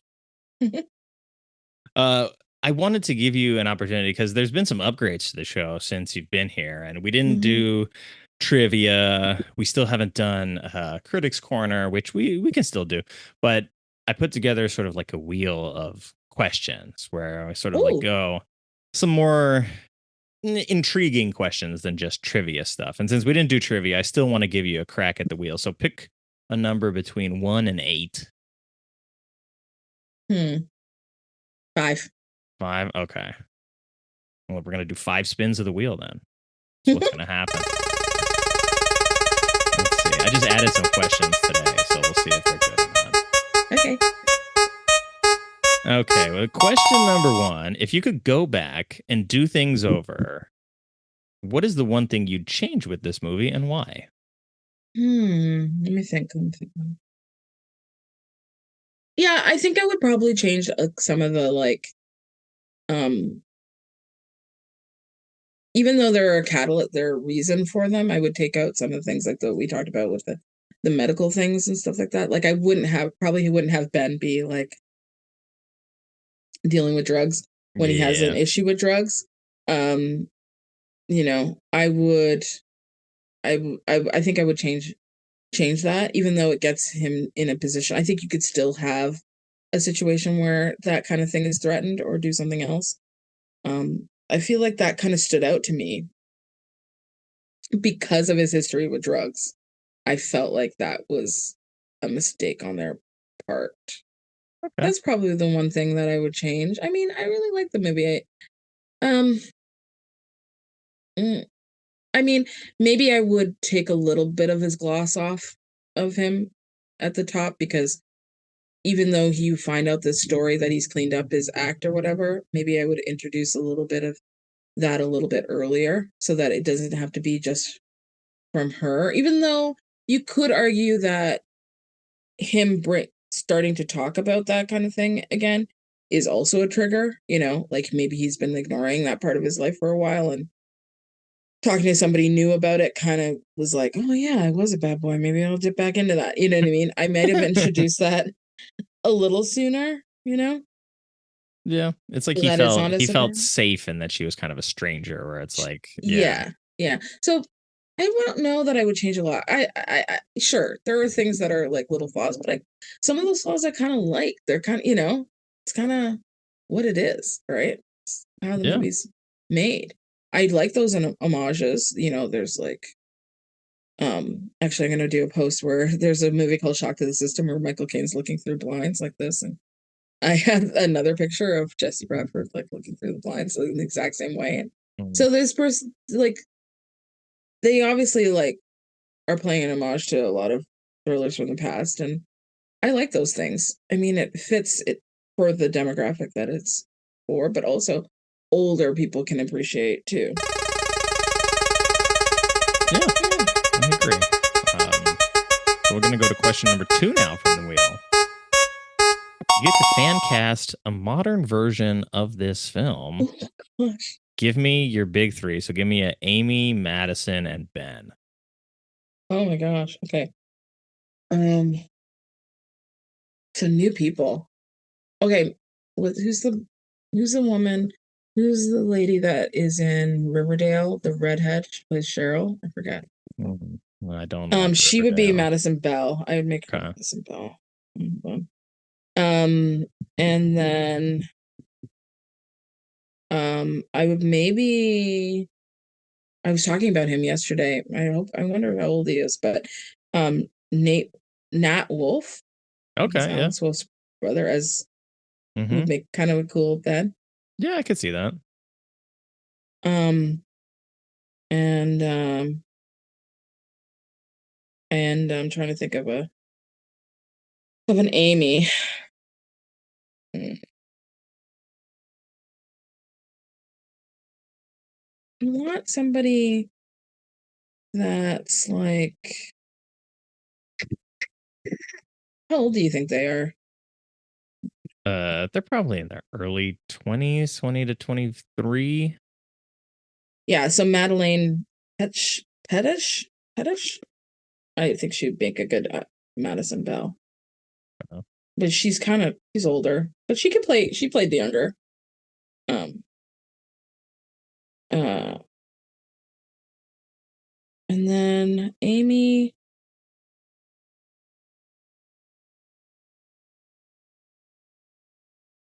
Hold on, I just need to look up this person's name. Yeah, no problem. Maybe. Oh, a goody person could be like what's her name?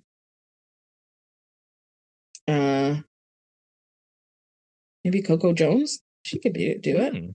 Okay. Be like cute, right? Yeah. She would be like a cute one to do it. You could almost switch those them out too, and it would probably work. But yeah, I like that. Okay. Add a little, put a sister in there, you know. Yeah. All right, let's spin that wheel again and see what else we got.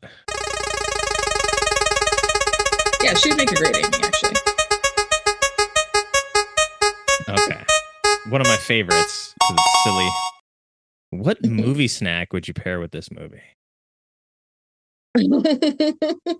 Oh, wow. Gushers? Oh. I'm joking. I don't even know. No, that's a good answer.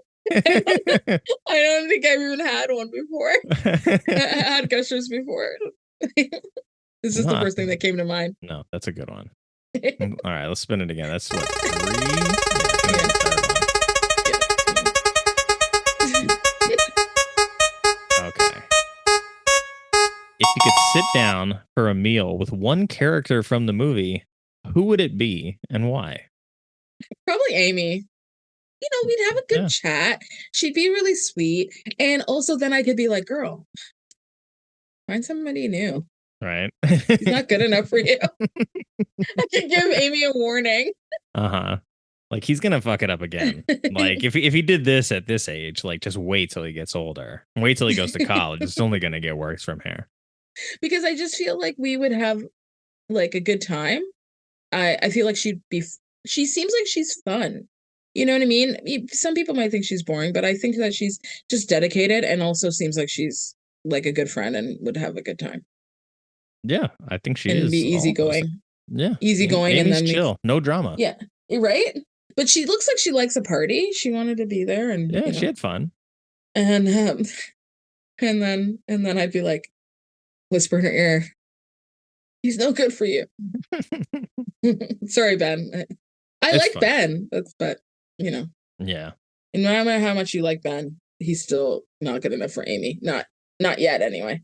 No, exactly. This question sort of spirals out of that one, but if you could ask one character from the film a question, who's the character and what's the question? Oh, I guess I'd talk to Madison and be like, truly, like, deeply, like, what motivates you? Right. Because I don't really know, like, what motivates her. Maybe that would be also go back to question before, like, if I could change anything, like, maybe I'd have more motivation. Because we don't really know her motivation for the other guys, too. You're right. Like, what set her off in this direction? Yeah, my question would be probably like, do you know that you're crazy? Like, are you aware of how crazy you are? And then she'll kill me, and that'll be the end of that. Because I can't. But would she have sex with you first? Not kidding. Well, if she's gonna kill me, it's the least she could do.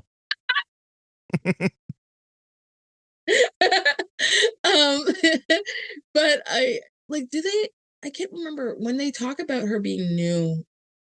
We can't be expected to remember everything.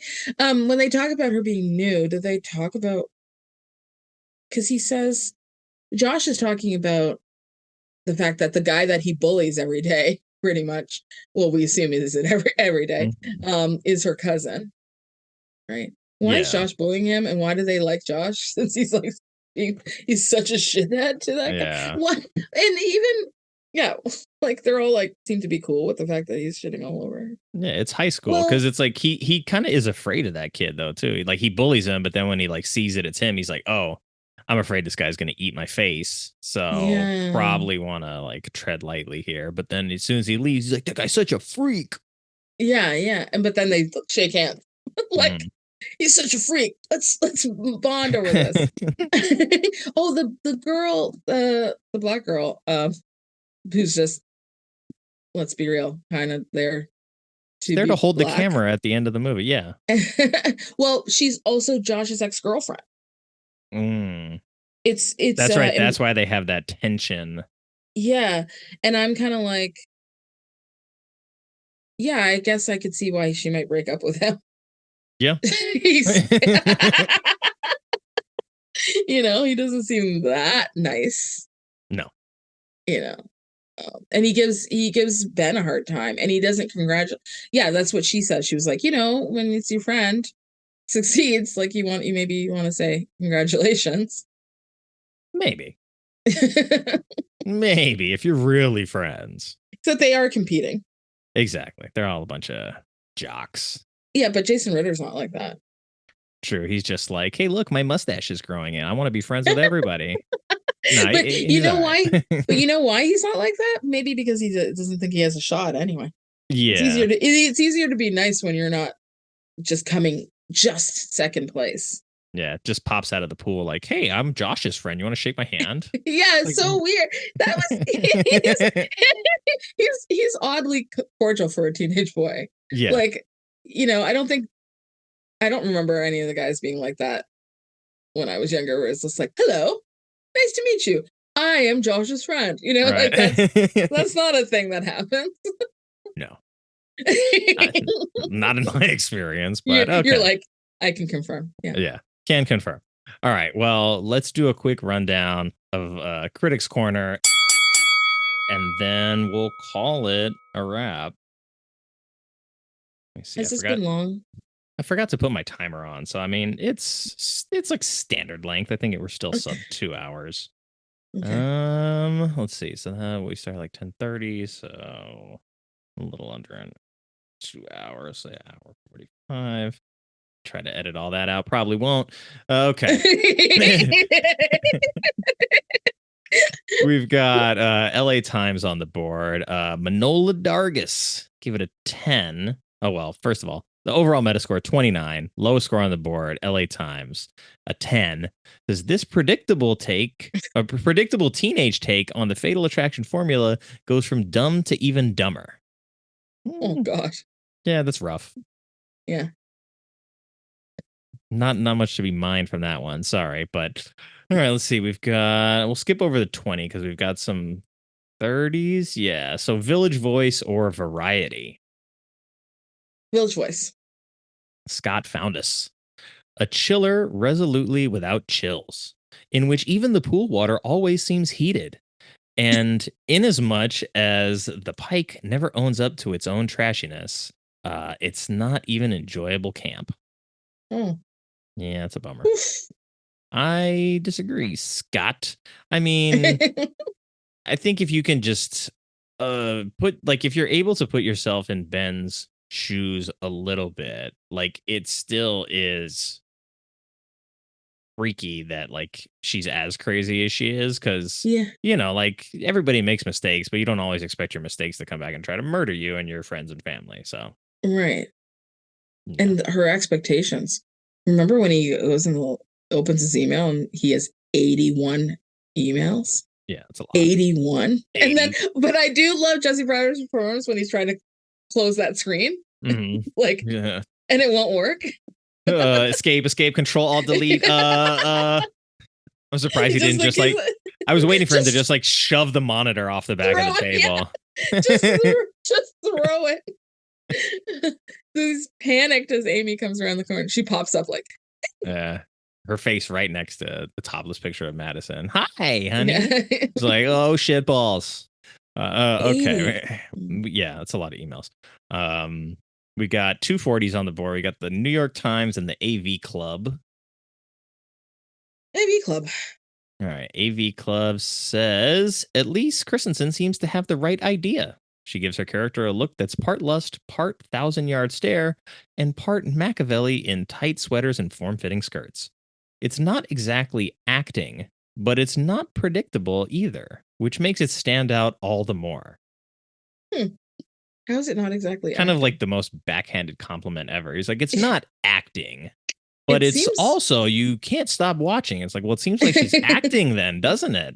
Yeah, that's exactly what she's doing. I don't really know how you can explain that. It Keith doesn't make any sense. Phipps. I think he Yeah. just wanted to say something that he thought was clever. Yeah.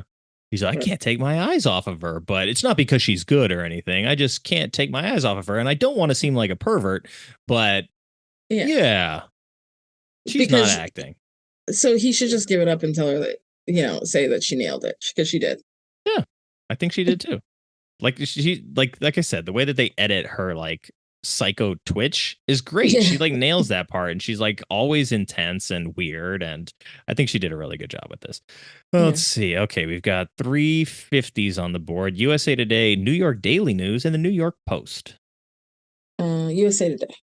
USA Today gives us a total of 4 words. This is Claudia Puig. Drippy derivative stalker flick. Period. Wah. I mean, it is derivative and it is drippy, Yeah, but it's still fun. yeah, That's what you got to it put at the is. end of that. It's drippy and derivative, but it's still fun. Yeah. There's very little that's not derivative out there. Yeah, So that's I don't true. know why this film's being dinged harder than anything else for being Yeah. derivative. And also being like in some ways like derivative and then has its own thing, That Yeah. ending I feel like even though I feel like it was surprising considering like the road we were going down. Yeah. Well, I was looking for the right pictures to like memify this idea, but there's a lot of what I see is like, hey, here's a movie that is like another movie that I like. But instead of me liking it, I want to hate it. And it's like, Yeah. that's not me. I'm like, I see a movie that's like another movie. I'm like, great. I like this other movie. This reminds me of that. I want to like this movie, not like kill it. Yeah, that's weird, right? It is. Mhm. If it were bad, if they had done a bad job, then I would understand. But they didn't do a bad job. Yeah. So it They makes no didn't. sense. So you like if somebody does a bad job, then you're hurt because you're like, oh, it's just reminding me I want to go back to the Yes. thing that I like. But they didn't do a bad job, but they're still being punished for it. for Yeah. But it's like if you're all like, The Crow just came out, right? Nobody even gave it a chance. And it's like people judged it before even seeing it because it was like, oh, they're remaking a movie that I love and I don't want them to remake it. So the fact that it exists is like a blight on our existence. And it's like, well, did you see it? No? Okay. Well, so what are you talking about? And it's like, granted, like I'm not gonna tear the movie down, but yeah, it's not great. That's fair. It's got some it's not without its strengths, is what I said, but um I didn't go into it being like its existence is a problem. Right. Like I'm Right. like, I'm gonna give it a shot, and if I like it, I like it. If I don't, I don't. So Yeah. And I find with Swimfan, like it is a good movie. And yeah, it does have a lot of homages in those tropes and like a lot of the similar beats. But I've watched several films in this genre that have those same beats. yeah, it's And like I've watched some the that don't do it as well as yeah, Swimfan does. the genre has tentpoles, as does the slasher genre, and it's Yeah. like you have to sort of hit those tentpoles to make the film part of that genre. So it's not like it's something you can even avoid. So Yeah. yeah, whatever. Sexy thriller. It's fine. It doesn't have to be masterpiece level work, but we'll close it out with Owen Gleiberman from Entertainment Weekly. Give it a 58, so highest score on the board, but I can see from the first words that it doesn't look glowing. There's proof that a thriller can be sleekly shot, expertly cast, paced with crisp professionalism, and still be a letdown if its twists and turns hold no more surprise than yesterday's weather report. So he's like, I'm going to give it credit for all this stuff and then say boring. He's like, thanks, Glebes. I really do think that people rewrite history and think they're more clever than they are, because I don't think that all the twists and turns in this movie are that predictable. No, I mean, like, that she's gradually getting more and more crazy, but how exactly that's going to play out, like her murdering 2 cops in the back of a squad car is not something that I would have had on the bingo card for this movie. also, even their takedown of her is not that predictable.